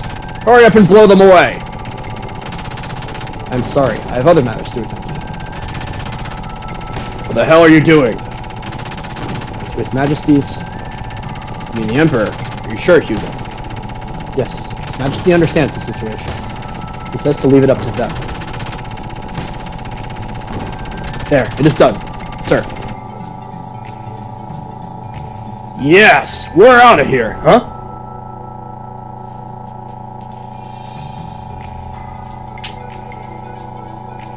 Where is he? Hugo. Car? So, you too. You are also betraying me. Car, we are just in different situations. I did not mean to betray you. I decided to stick with Faye's group. Did you say Faye? You too are on his side. I'll never forgive you. Never! Kari, you're an enemy, but why are you so attached to one kid? You weren't like that before. Shut up. I've got to get him with my own hands. And all of you working with him are my enemies. Enemies stealing my things. Enemies, enemies, enemies! Kar. Hey, we're going. I don't know what went on, but I don't have time to deal with it now. But... Hugo! I see.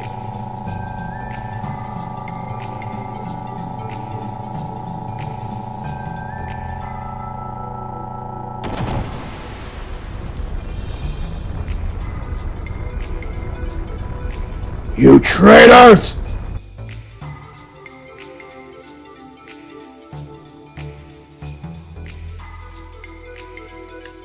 Fourth and final gate has been destroyed, and Ellie is now with us.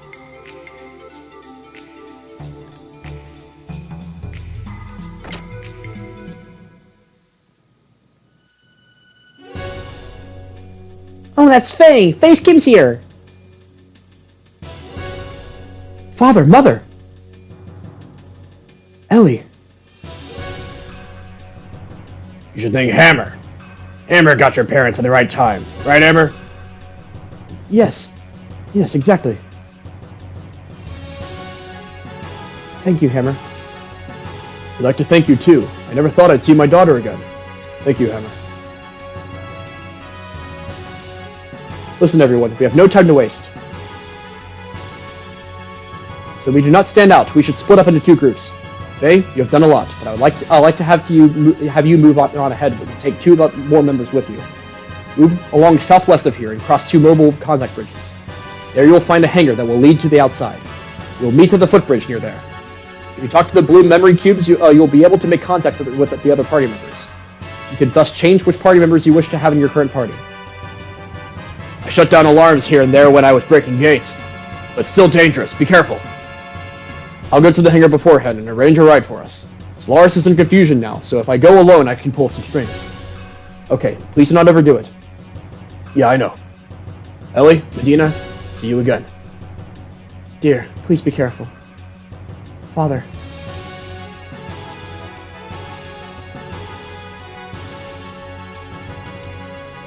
And we're making a comeback. Yeah, he was the one who saved Ellie's parents.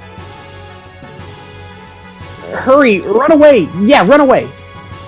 Yeah, that's right! Better make proper preparations before you flee, so consider this Hammer's last closing down sale. He is serving as our shop for the time being. You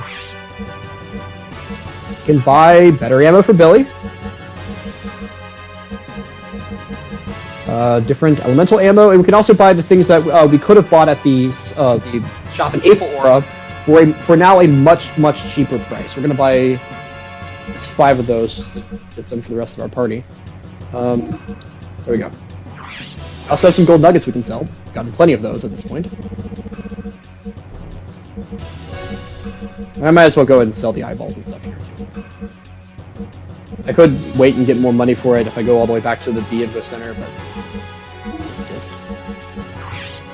as far as everything else, I don't care.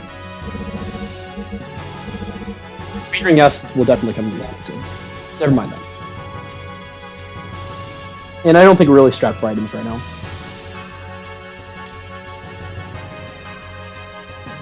Those morons in Solaris. Hope they've learned their lesson. I have to get my mother and father to a safe place quickly. Hey, now we're in the same boat as you. Face Kim, let's go together, let's go! So yeah, Krellian had said that getting the data from Emeralda was necessary in order for him to extract the Ouroboros ring from Ellie, or at least discover the Ouroboros ring within Ellie. He needed the molecular engineering technology that was in Emeralda. That's worth remembering. I'm not in giant form, so it means something to be desired. Oh. Why does she still have to be with us? Hey, let us hurry. They would find us here easily. This country wasn't like this long ago, I think. Oh, maybe I was just too young. Yeah, I think this country was always like this. We're in blissful ignorance. So yeah, these blue memory cubes allow us to change our party. We're not gonna have a party for too long, but I'm gonna put Emeralda and Citan in the party, just to allow us to talk to Billy and Bart here as well. Don't let down your guard until it's over. We must get back. Let's bail while we can.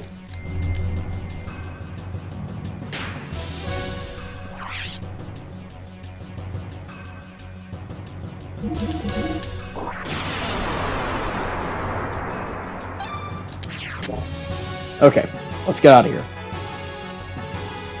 As you can see, there are two different paths.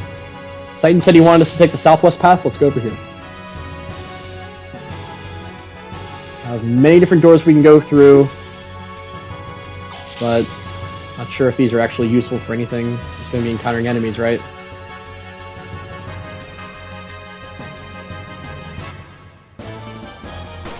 Yeah. Oh, these are easy. I'm not going to waste too much time with these other rooms. There are a lot of doors, and it's kind of a labyrinth section. But if I remember right, there's like nothing really of note in any of these rooms.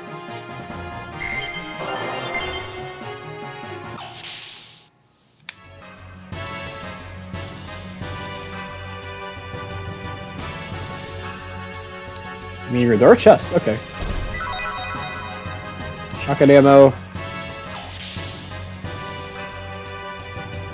There's more back there. I'm just gonna go this way.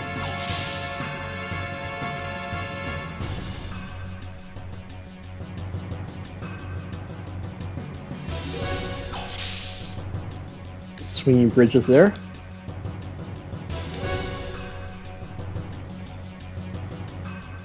Oh, those you can't even open. Never mind.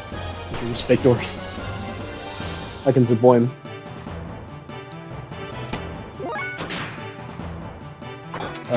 You can't heal. Come on. Say you can heal.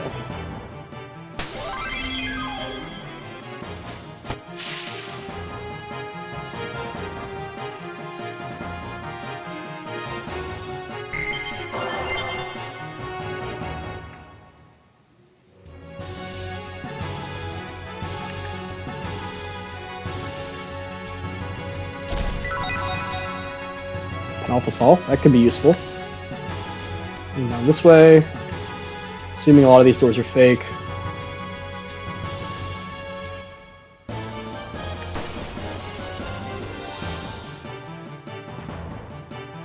Oh, come on. No, I'm not fighting this.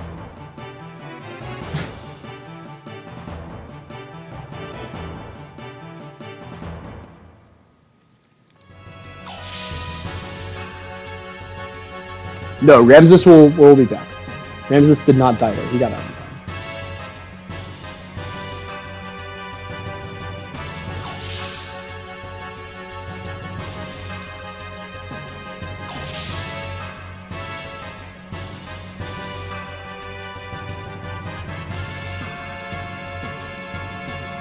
What? Okay. Nothing in there. Dead end.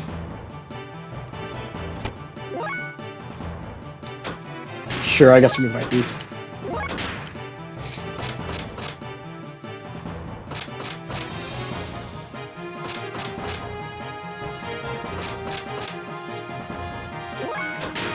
Alright, Emeralda, blow him up. It's gonna take all but the bottom right one. That's fine.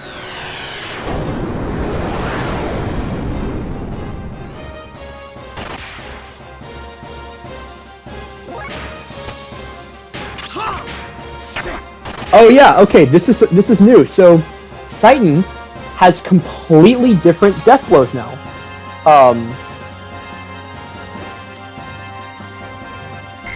What's that? I did see Mario Party 3's being added. That's very good. But yeah, Citan, now that he's able to use his sword instead of his martial arts, has completely different death blows now. This is what I mean by him being the strongest party member. Now it becomes just no competition. He's far stronger than every other party member on the ground because of his sword. He is now a sword wielder.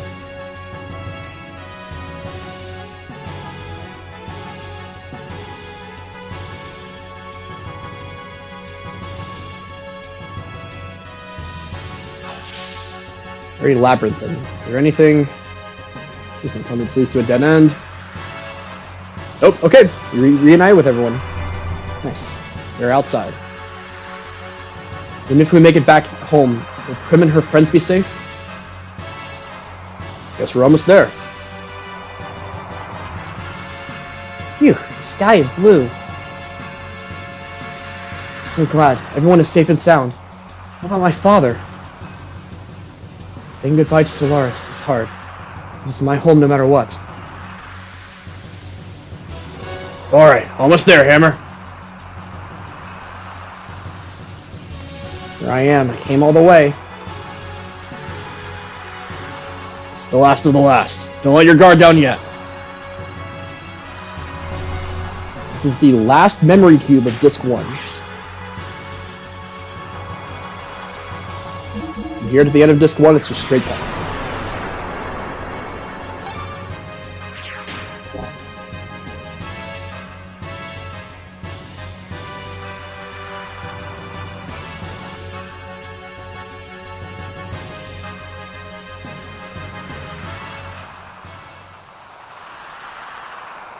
Stop!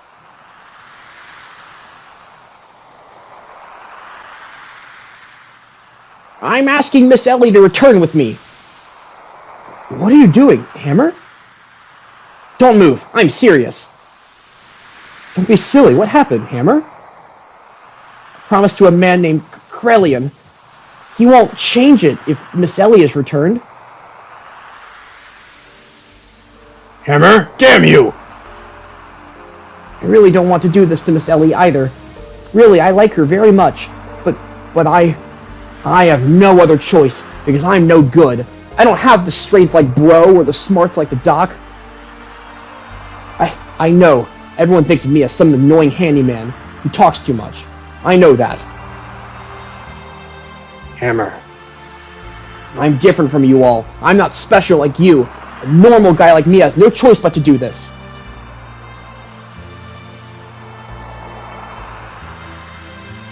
Don't move! Stop! Stop! I won't stop. Ever. My child is in danger. And I'm her mother. Yeah. I was born and raised in a normal family. I'm not a soldier like my husband and daughter. I never touched a gun before, much less have one pointed at me. That's why I'm shaking. I can't stop it. I'm a normal mother. There are things I must protect. Ellie, slowly come here. Don't worry. I'll protect you no matter what. Mother. Ellie, come here. It's alright. No! Don't move! No! No!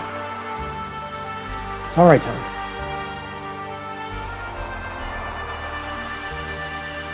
Faye! No! Don't go! No! No!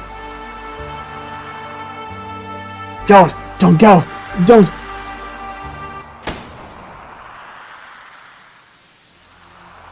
Mother?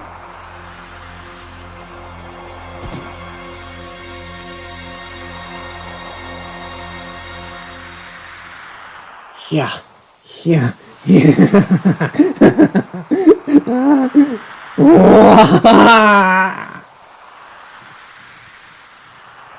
Mother? Mother. Mother.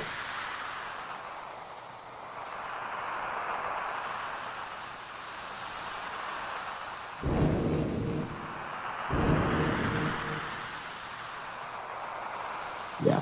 You can take back what you said about Hammer now. Leave the girl here. Gruff, damn, at a time like this. Everybody get ready. Keeping with this party.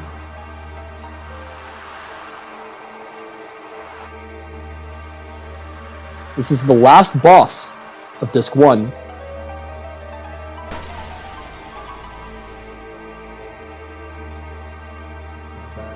Hammer is an interesting fellow. Something of an inferiority complex. He felt inferior to the rest of the party. He was around people that were unlike him, that were so much better than him. He felt like he couldn't contribute, so the only way he could He was promised by Krelian that things would change. If only he betrayed the party. And he made the sacrifice.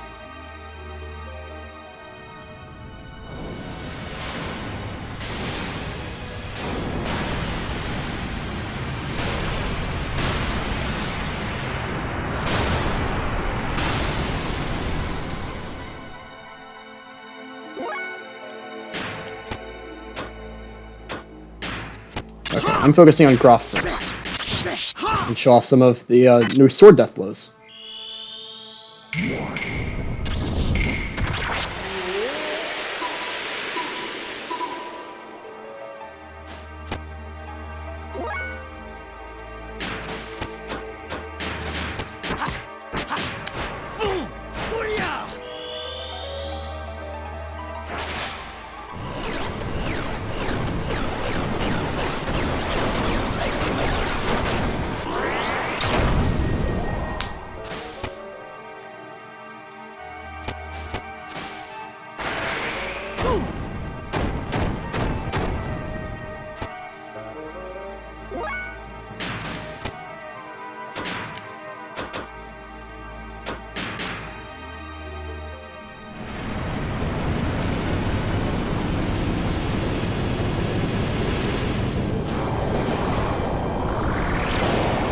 Groff is the only character that fits for a final fight? Yeah, I agree.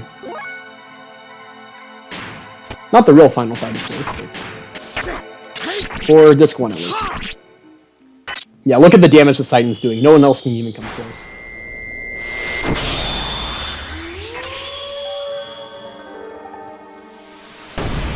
And of course, Titan with the sword is the best death blows in the game. Best and coolest looking. So this other character is the Executioner, a character that we have seen briefly before, but you probably don't remember. It was in a kind of a meanwhile scene. We saw the Executioner talking with Kaiser Wilhelm, Kaiser Sigmund of Kislev one time. But besides that, we know nothing of him.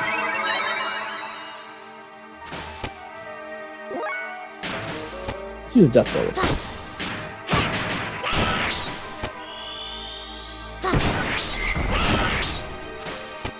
Yeah, not quite too powerful, but we'll just keep using your ether. Yako.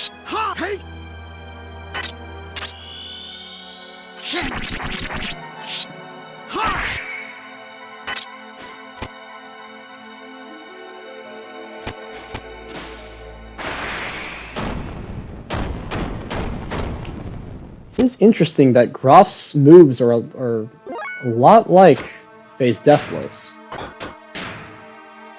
That specific one is one we've seen Faye do before. I'll just have him attack. Zanretsu.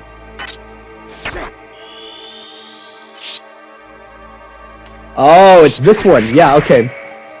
That's the inspiration behind Jin's attack that's very similar in Xenoblade 2.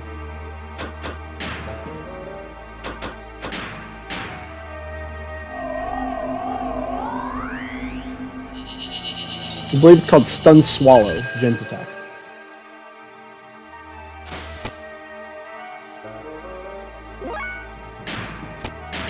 See that again.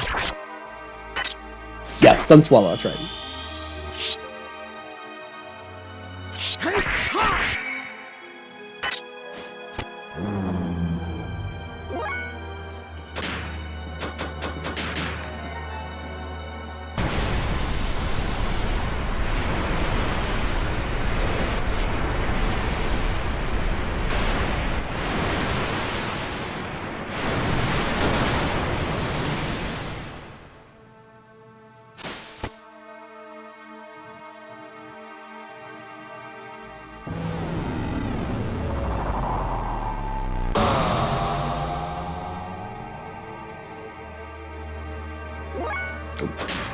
Yeah, let's see it.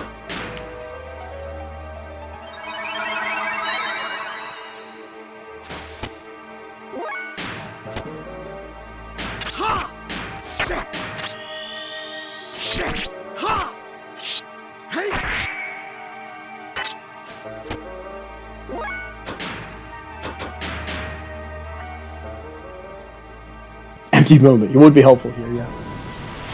Heavenly Disrupt. Empty moment.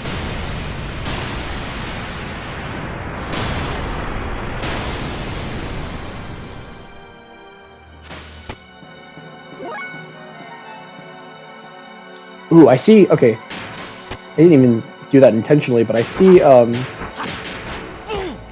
Titan building up AP. I actually want to do combos with him. That would be good. Skyward Slash! We build up AP with him. I didn't mean to have him play with him.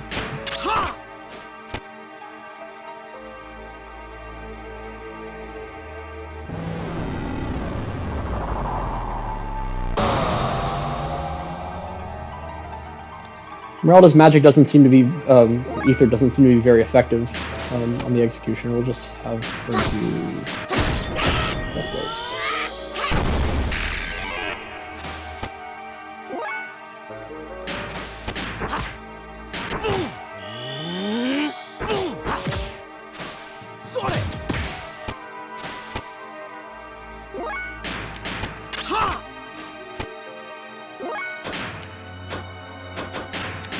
Oh, okay. I meant to actually heal her. Cursor fell on Faye first. Okay, you use Aqua Soul. Yeah, excellent.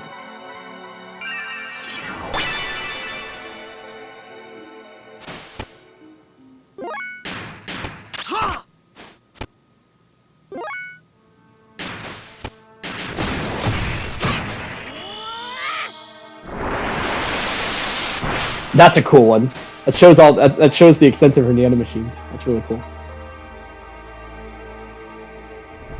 Teleport through the enemy. Some interesting ether. Alright, won't matter anyway. Let's just combo them to death.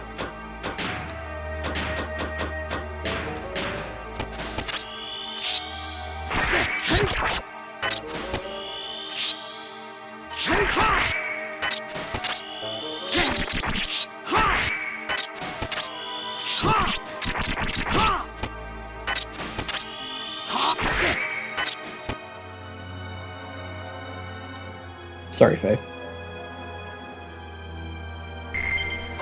Like, he really needed the experience anyway.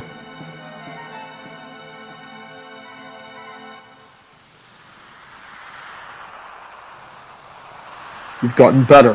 However... Oh? I'll take care of this. Everyone, escape now! Father! You both dote on your child. Ugh!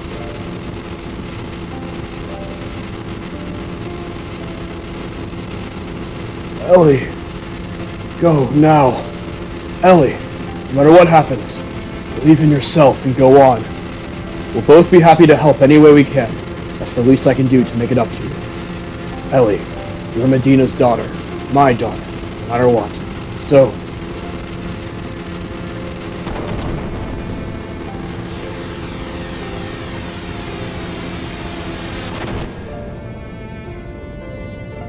Father! Oh, have I ever done it?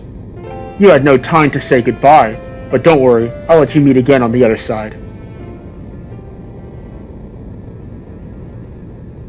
How could you do that to my father?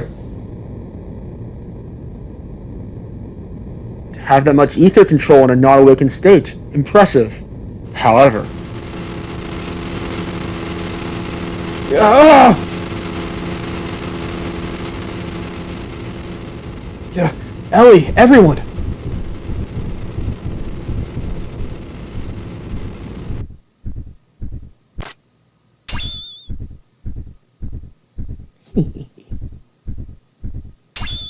Just keep sleeping.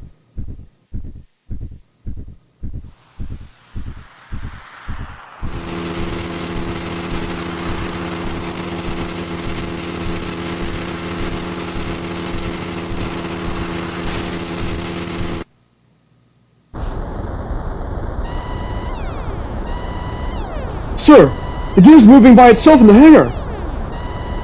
What? More details.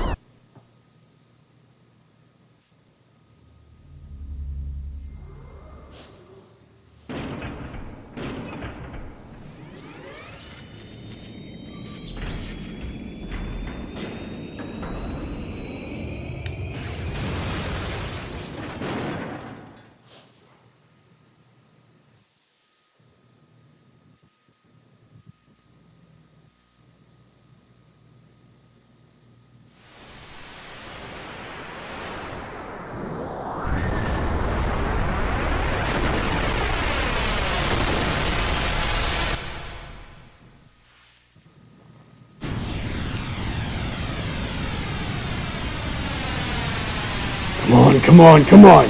You devil, I'll be sure to kill you this time!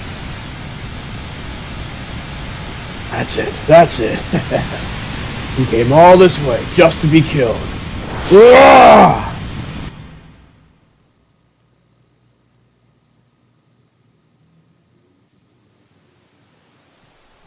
There he was.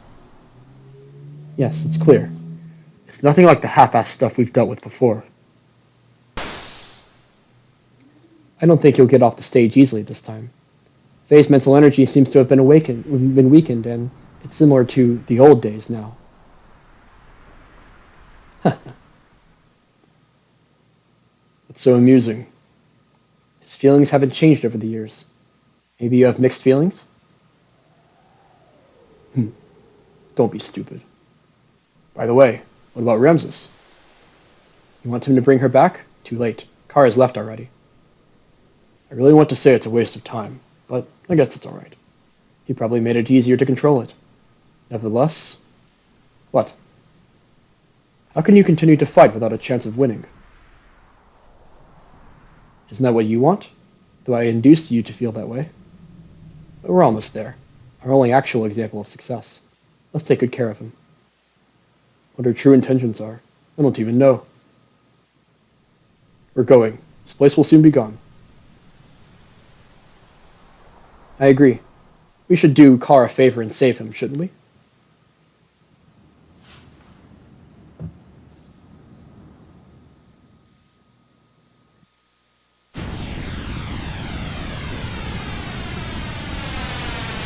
Ellie! Are you okay? Ellie! Ellie? Have you come to your senses yet? Titan? Maria? Yeah, we were saved when we were thrown out into the sky. The rest of my crew were already picked up and they're in the Yggdrasil right now. Oh. Faye. What about Faye? Is he on the Yggdrasil too? Solaris, that red gear! What is going on? Titan, what happened to Faye? Calm down, Ellie. Faye's alright. She's already in the Yggdrasil, right? Maria? Calm down, Ellie. Listen, Faye is riding in that gear. That gear is actually Veltal in its true form after transformation. What? Another Faye within him has awakened. Faye and Id are the same person. You're kidding! I don't believe that! I'm not lying. We saw it with our own eyes. The very sight of him turning into Id.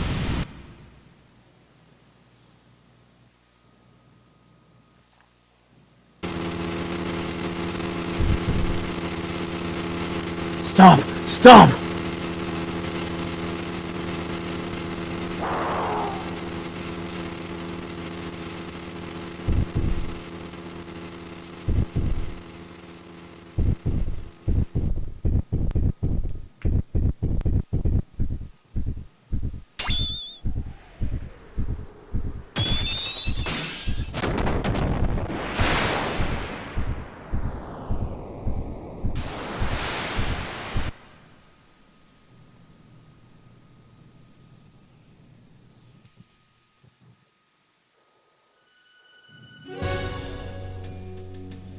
Faye is Id. Don't be ridiculous.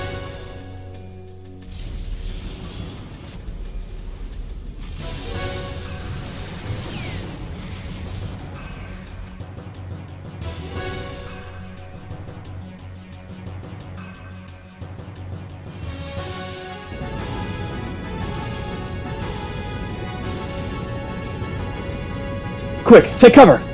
Solarium-based energy descending from the upper atmosphere is equivalent to a reactive weapon.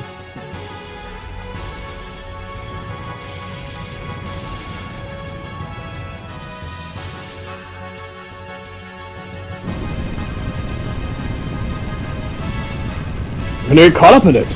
Idrisil, keep moving!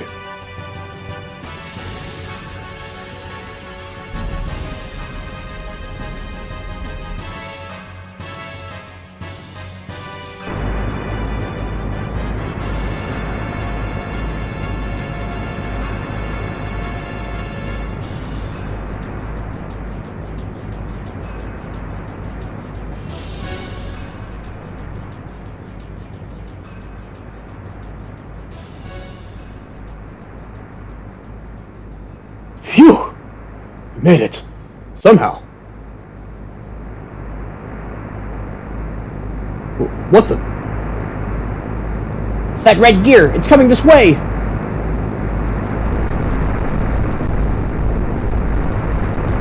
Damn! We're spotted!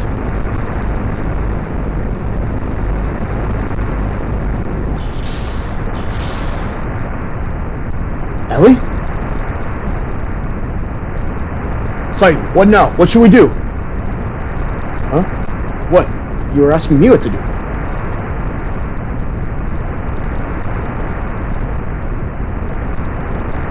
There's someone on the deck. It's Ellie. What?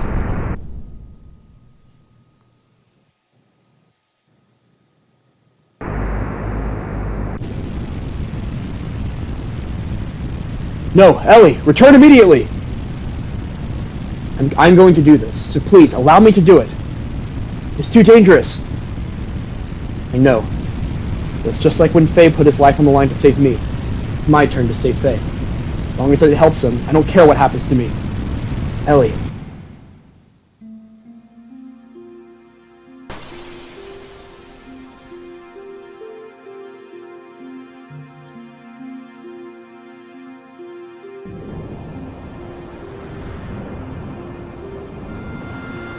Faye. You've come to die, eh? Yes. If that is what will satisfy you, then kill me. Now.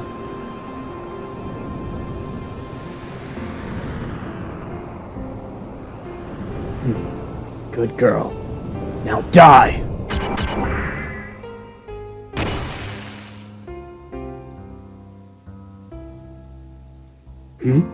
Let go. Yeah, Faye, I won't ever let go. Faye, please return to the real Faye. Ugh, what?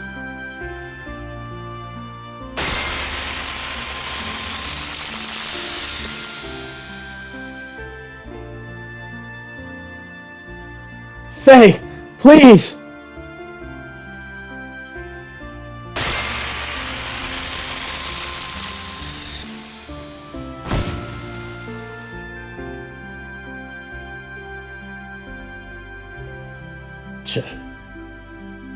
This woman, I knew it. Ellie. Damn it. He's awakening.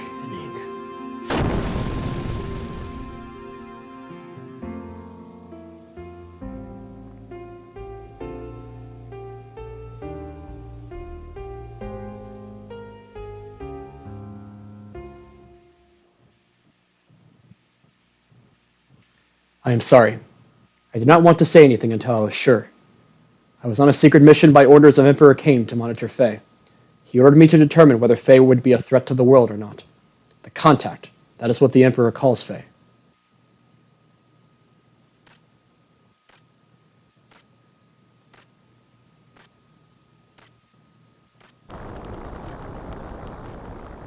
This is your conclusion. Yes, Your Majesty. This is the answer that I chose myself. On a Nova. You think you can do it? Ananelba, by the way, is another mistranslation. It's supposed to be Ananerba. That's referring to a term for like a strong man, and that comes from Nazi Germany. But it's not. It doesn't have Nazi meanings in this case, though. Yes, humans have the potential. Managers are no longer needed. The contact is not our enemy. Yes, as you say, Your Majesty. If Faye is, then I leave it up to you. I atone for my crime by doing so.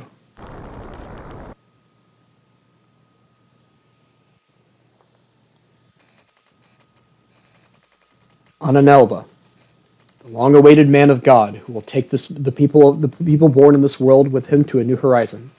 Such is the destiny of the contact. That is what the Emperor called Faye. He did not tell me why he called Faye that, though. Who the heck is he, then? He is Faye, but he is also the one who destroyed Elru, caused Kar serious injury, sank the Yggdrasil, killed Rico's subordinates in Kislev. Need I continue further? He is Id. What did you say? Id? What do you mean? He, Faye that is, has dissociative identity disorder, also known more commonly as multiple personalities. Dissociative identity disorder, or multiple personalities. It is a mental disorder where one person has multiple personalities.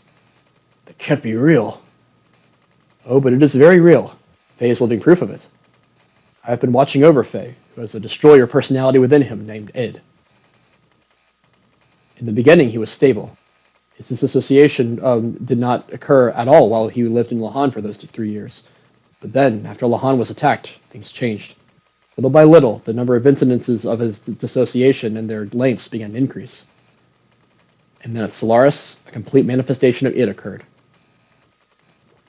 What brought it about? He was fine when he was in Lahan, right? My guess is that the appearance of Graf affected Faye somehow. You probably know that Faye worked with Graf as the assassin Id before he was brought to live in Lahan. It was then that Elru, the homeland of Dominia, was utterly obliterated. Graf was intentionally provoking the manifestation of Id within, for want of a better word, Faye. For what purpose? To destroy God.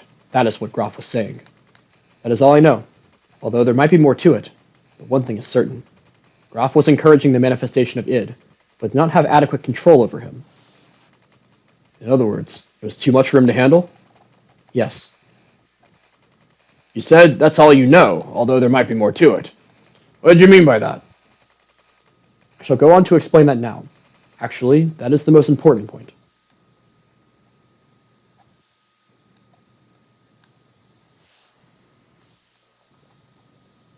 There is nothing you can do. You understand well, just as I expected, Citan. Or was it Doc? I have been wanting to meet you, Id. I wanted to talk to you. I guess it is all due to this machine which cuts the nerve connections. Anyway, what is Faye doing as of now? Faye? Which Faye do you mean? There is more than one. Id? The one you call Faye is asleep. Sleeping. When I am awake, he sleeps.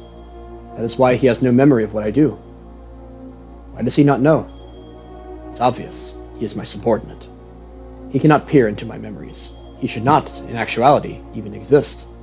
That man forcibly created his personality. Faye is a tenant in the room of cowardice. That man, our father, Khan, he sealed up my personality in the deepest recesses of my consciousness. Through some inexplicable reason, that is when the present Faye was born. When you said cowardice, what did you mean?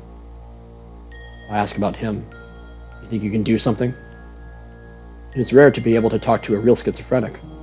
As a scholar, I'm extremely intrigued. With friends like you, eh, Doctor? I like you, Citan, but he is insignificant. After all, he is just a failure. A coward, like him, does not deserve to be Faye's existence. A pathetic one who has always fled from reality. He never did one thing against me when I control him. A coward who refused to live. He should have been erased, but he continues to exist. Why won't he disappear? Damn it! Makes my skin crawl just being in the same body as him. Let us change the subject. I would like to know how and why your personalities were split. Since you are the one in control, I would assume you would know the story. Normally, personalities do not split as they did with you, unless there was some sort of past trauma. You want me to talk about my memories? Don't misunderstand. I haven't given you the right to question me. Just because I'm held down by this machine, don't push your luck. If I really wanted to, I could break the restraints and crush you. Don't you forget it. Then why not do it? Shall I tell you why? You do not have complete control over Faye, do you? Your control of him is incomplete. To break those bonds would require a tremendous amount of mental energy. Having used up your energy, Faye would return again. Basically, you would have to leave the stage. Obviously, the day you would be able to return is indeterminate. Hence, you will not do it. Am I mistaken? So you know me too well. I don't have complete... What is wrong, Id? You forced me on stage. He's waking. Under normal circumstances, I would have been able to hold on. But I can't. This is all that woman's fault. Her existence makes Faye resistant. You mean Ellie? That woman. The same. Everyone. Must. Eliminate. I do not understand. I do not understand, Id. You don't need to understand. But when the time comes, just take it as it comes. Reality and death. I'll eventually get to you. Be seeing ya.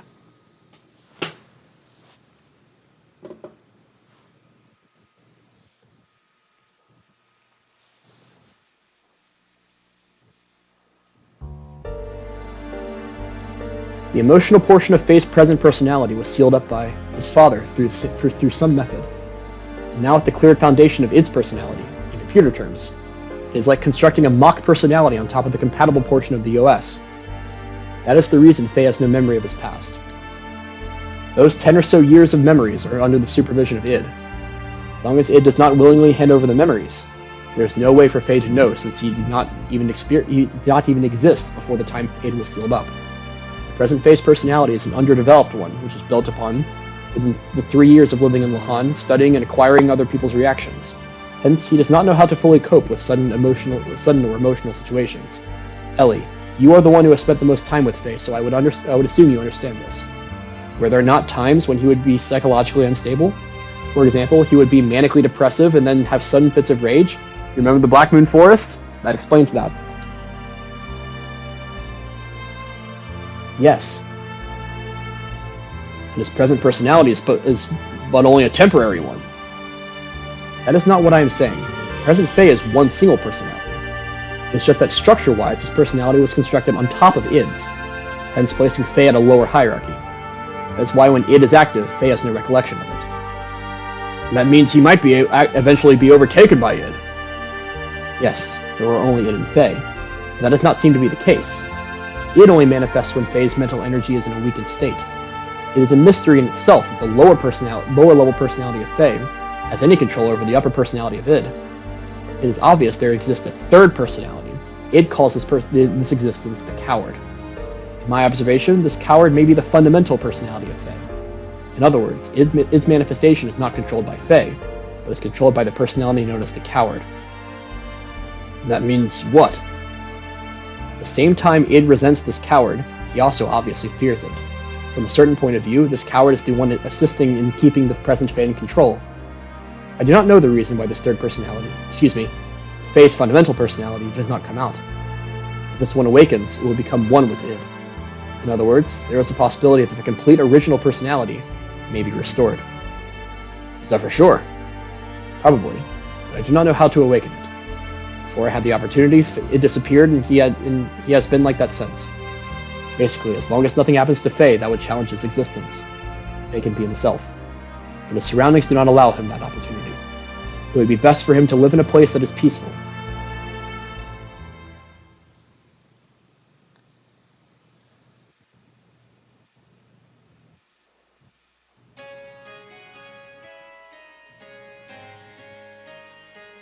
That is Lacan. No, the Dark One. Grof's second advent. We must restrain and seal him up, otherwise we don't know what may occur. Cease this at once. May we at least wait for Wiseman to return before making any resolutions? Although a tactician, why do you place so much importance on him? I have been silent all this time since Khan's death, since he was directly recruited by the Queen. However, I question why you would use such a person whose principles lack any understanding of sacrifice. Well, that is... You must look at reality, the existence of that power. Hold on. What's this Grof's second advent? The day of the collapse was brought upon by Grof. Grof manipulated Diabolos into destroying this world. And that power within it is far too similar to Grof's. We cannot allow such a hazard to be set free. We ought to immediately freeze him in carbonite. Otherwise, expect the worst at any moment. No! But isn't the present Fae the real Fae?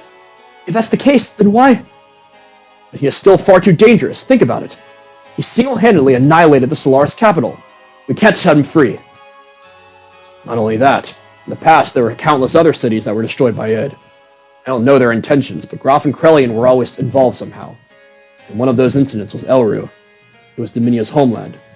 Solaris' purging of the rebelling city of Elru was done through the use of Id to test his capabilities. As a result, not only was Elru taken down, all the Solaris units present were wiped out. He's responsible for the Igs... and our... So he was the one who killed my subordinates in the sewers. What's wrong with you all? Aren't we supposed to be his friends? It appears everyone else is in agreement. The risks are just too great. Citan, no, this is terrible! It's decided then. It will be scheduled for carbon freezing tomorrow.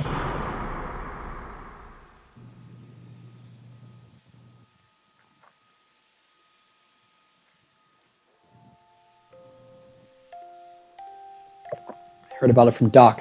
Id. Who would have ever thought within me lies another me? But you're the same Fae I've always known. You returned to your old self. Please don't be obsessed with it. They say I'm the second advent of Grof, the one who destroyed all of this world. It seems Grof used to be a land dweller named Lacan. They're not thinking about what they're saying. They're just confused by your powers. Grof called me the one who would destroy God. In a way, I can understand what he means now. Though my id power isn't good enough. If it has the same quality as Grof's, Let's escape. If Grof or the war brings out id, let's go to a place where no wars exist. If you did that, you'd be... That's alright. I don't have a place to go back either. Thanks, Ellie. But no. Even if I left the battlefield, there's no guarantee that it'll never appear again. Besides, I tried to kill you. You're still okay with that? And you could have killed me if you really wanted to, right? The other you, its power is nothing like that. But you still didn't go through with it. You knew when it was enough. Isn't that because your will was in effect? If you're to be controlled by it and all those around you became your enemies, I'd still be by your side because I know it's lonely to be by yourself.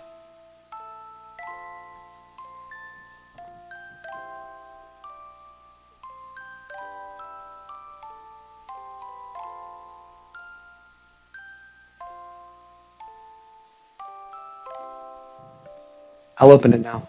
Let's go, Faye. Ellie.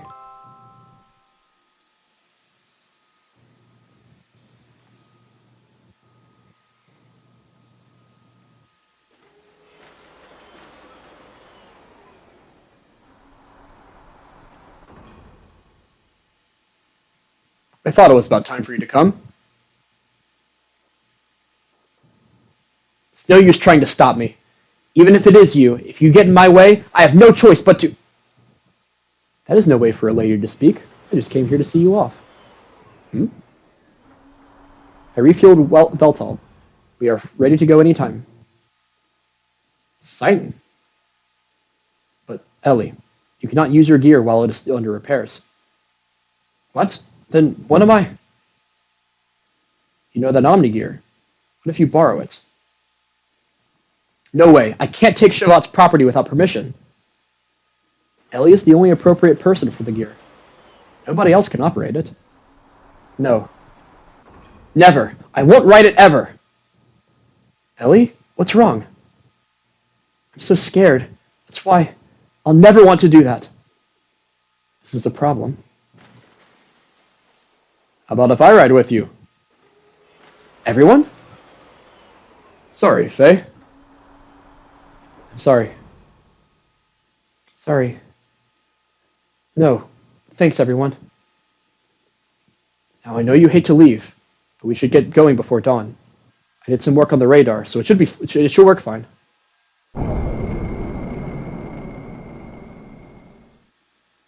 They have left. Faye, where? They went far away.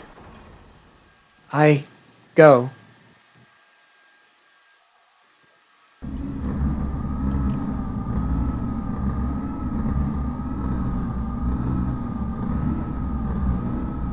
Okay, making a ridiculous setup with Hugo. He certainly has his deficiencies compared to our digitized existence, which permits us to use a higher level of logical thinking. He is restricted by his human form. Regardless, with just one machine, he annihilated Etronok. His powers must not be underestimated. We're already short of time. The key. Use the key. Even you are beginning to feel the pressure.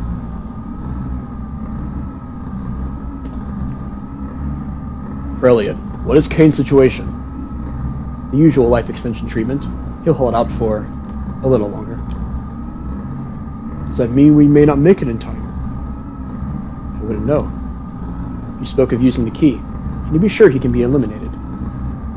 That we do not know. You know who he is. If he is the contact, there is a possibility he may not transmigrate. It's an organism composed of multiple generations. It's a matter of probability. That does not mean we can just remain idle. Yes, at this rate we are bound to make the same mistake. We can't fail a second time. Oh, don't worry. I'll send Ramses to deal with him. What can a failure like him do? He couldn't even defend Etronok. What can you expect from trash like him?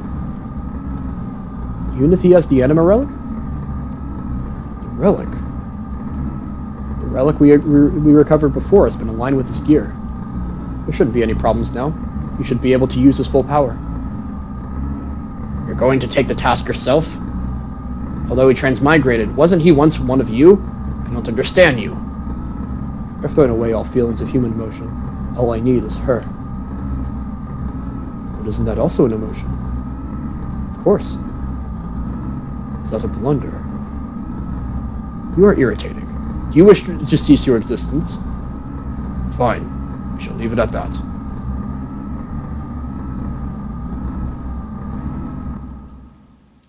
So Ramses now is equipped with an Omni-Gear.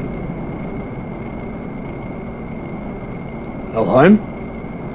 Yes. This is the place. I want you to bring her here. She is an important woman to me. Don't be ridiculous. Why do I have to listen to you? If you need her, go get her yourself.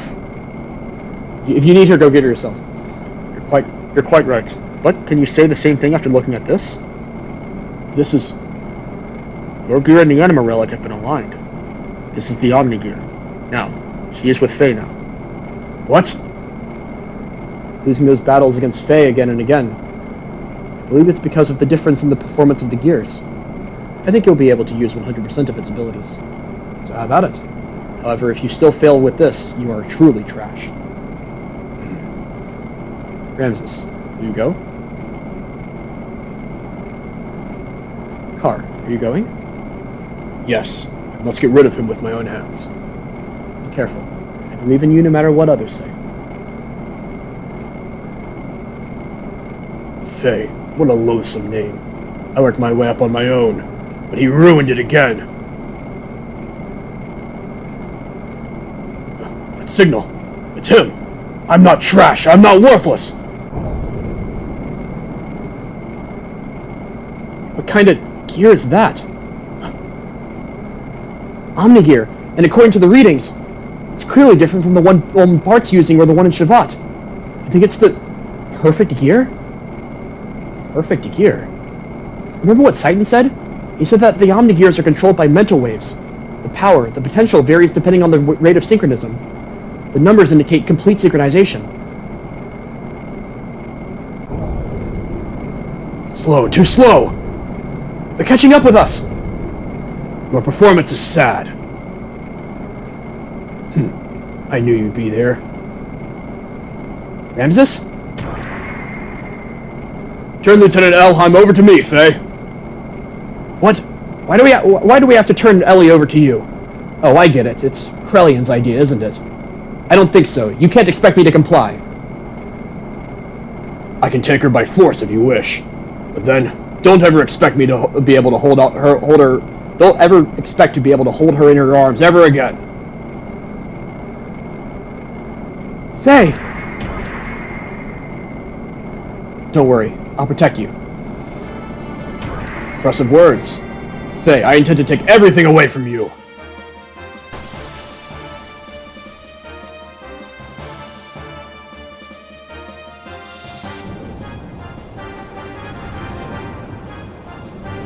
This is your final warning. Hand over Lieutenant Elheim now!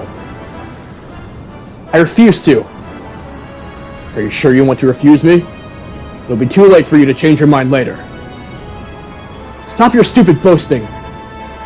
Well then, I'll have to show you if I'm boasting or not. So be it. No holding back and no holds barred.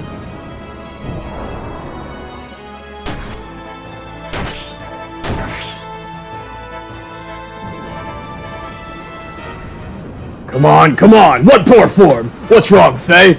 In the presence of my vendetta, your Veltal is only but an infant. Incredible! This undeniable difference in power. Miang, are you watching this? At this rate, with this power, I can defeat him.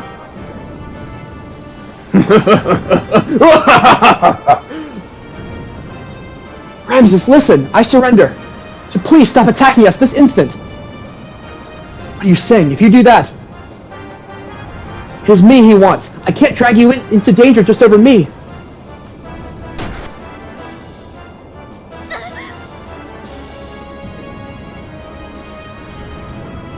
Stop attacking! Ramses! If I'm what you want, then just take me! Win! I can win! I am not the worthless one! Ramses, can't you hear us? He's lost himself in the overwhelming power of that gear of his. Hey, we'd better run. It's over for you, Fei Fong Wong.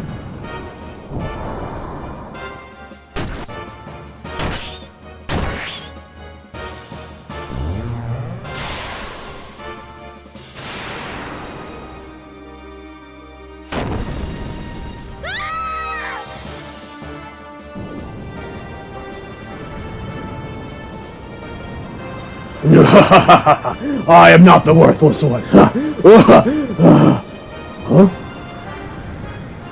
I've even taken out the lieutenant too. Damn, I forgot my orders. Oh well, to hell with Krellion's orders.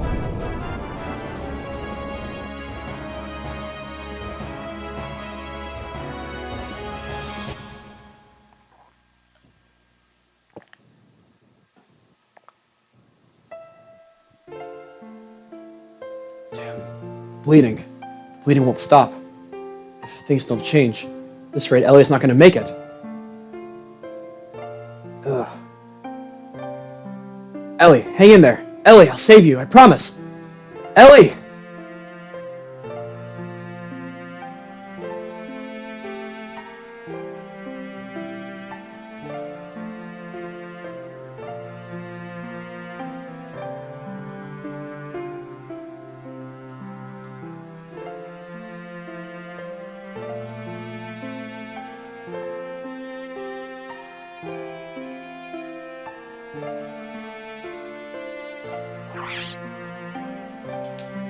And that's where Disc 1 ends.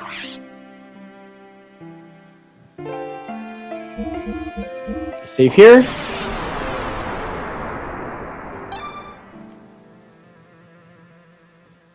Shot down.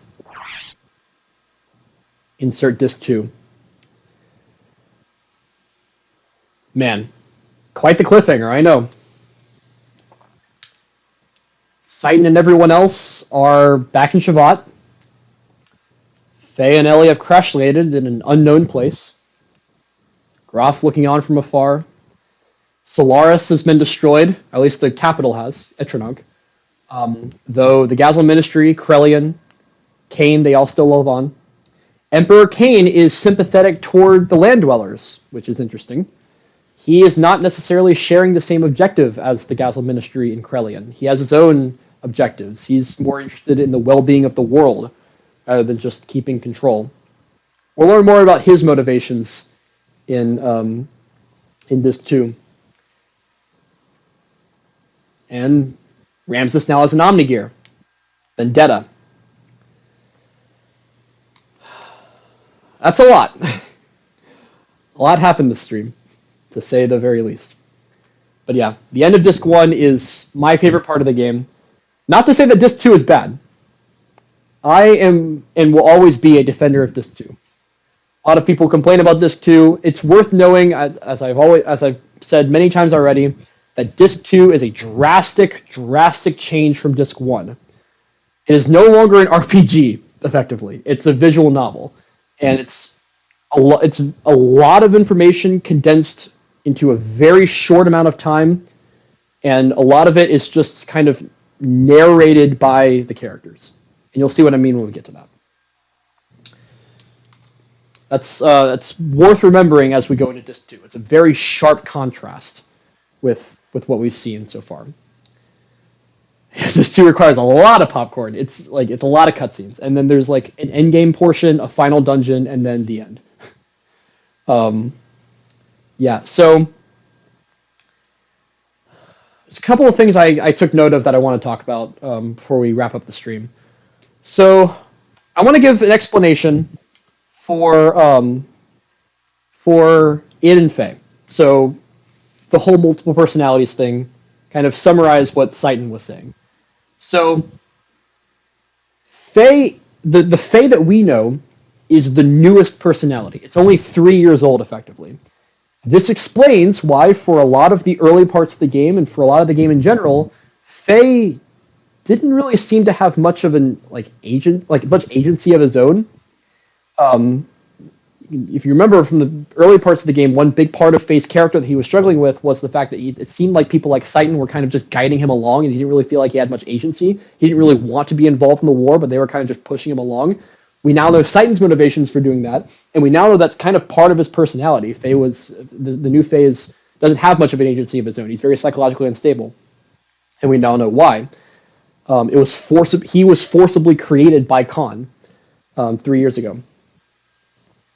We know that Id came before Faye, but even before Id, there was the original personality, the fundamental Faye personality called the Coward. And we'll learn more about all that. There's much more to Faye's backstory, much more to Id's backstory. The whole backstory of the Faye DID system that we will learn about in Disc 2. Yeah. It's all fascinating stuff. The way Xenogears incorporates psychology into its narrative, and we'll see that even more of that in Disc 2, between incorporating the idea of inferiority complexes when it comes to characters like Ramses having the inferiority complex of being called trash and being obsessed with wanting to be better than Faye, with Hammer having that same kind of inferiority complex, with incorporating DID and explorations of personal trauma, like with Ellie. The way it uses psychology and especially psychoanalysis to tell its narrative is one of the most fascinating parts of the entire narrative. Of course, if you are familiar with Freudian psychology, you will know that the name Id is a reference to Freud. In Freudian psychoanalysis, Sigmund Freud said that the mind was split into 3 parts. There's the id, ego, and superego. The id is the very impulsive, sometimes aggressive part that has the drive to act on impulse. This correlates pretty well with id's personality and id's role in the DID system. There is the superego, which is the opposite of the id, very much the hesitant, cautious one, the one that wants to take in a lot of stimuli and really try to methodically make decisions. The ego is the mediator between the two, and the ego, according to Freud, was the one that manifested the most out of all of them. The id sometimes manifested, the ego manifested the most often. You compare this to Faye's DID system. Faye's multiple personalities are a literal interpretation of the id, ego, superego from Freudian psychology. The Faye that we know is the ego. Id is the id. And then the superego is the Coward, the original Faye personality that we don't know much about. fascinating stuff, and it goes even deeper into all the psychoanalysis as we go on. Both Tetsuya Takahashi and Kaori Tanaka were both very interested in psychoanalysis, and that was a big selling point of like what they wanted the Xenogears narrative to be about. They wanted to incorporate a lot of psychoanalysis because it was a shared interest of theirs. So yeah, that's one of my favorite parts about this narrative is how it develops its characters with reference to psychology. It's really cool. And the Xenoblade games do this as well. You get to like Pyra and Mithra in Xenoblade 2 are basically a DID system.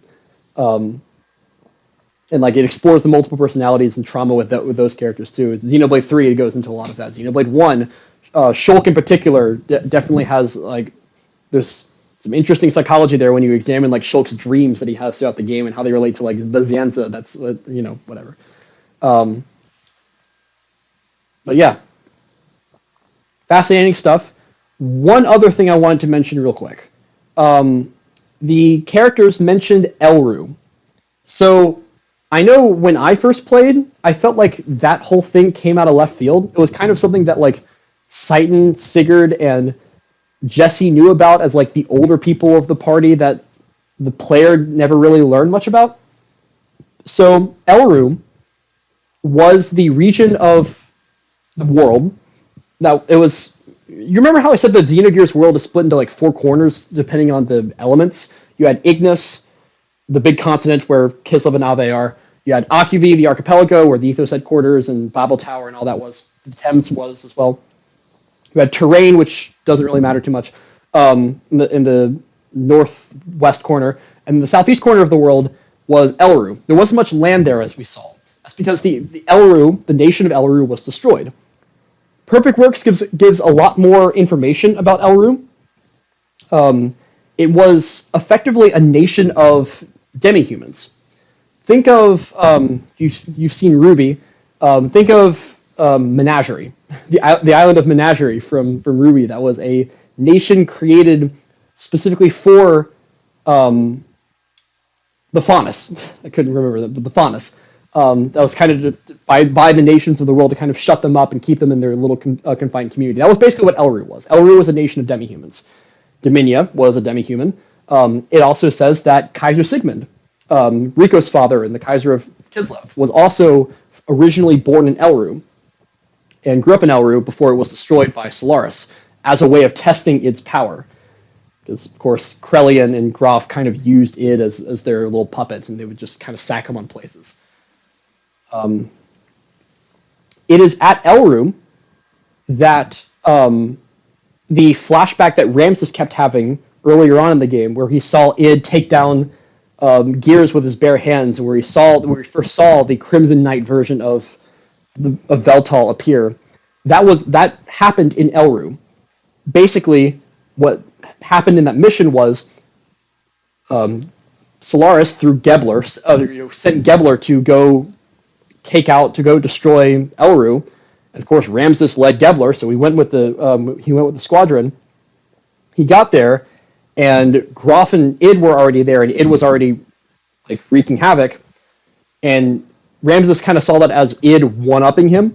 He was supposed to be the guy, the big strong guy. We'll learn even more about Ramses' backstory as well. Ramses is one of my favorite characters in this game, by the way. I think he's the best villain in this game. He's my personal favorite villain, I would say. He's really interesting. But there are particular reasons that he has the developed inferiority complex that he does, that he cares so much about not being trash.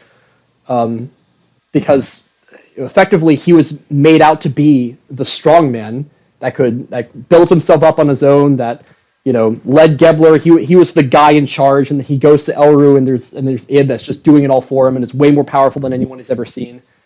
Yeah. You can understand that now. That's the context behind behind Ramses' flashback from earlier on in the game. That was what happened at Elru. Anyway, all that being said, you're caught up at this point to Disc 2. Disc 2 will have a lot of moments like this where I just pause the game in the middle, because a lot of it's very condensed. There's a lot that happens in a very short amount of time. There will be a lot of moments in Disc 2 where something will happen. I'll have to pause the game in the middle and kind of give some explanation for what happens, because the game doesn't explain it well itself. So, something to be prepared for. That being said, thank you all for watching. Hope you all have a good night. And I will probably begin streaming Disc 2 next week. Hope you enjoyed. We'll see you then.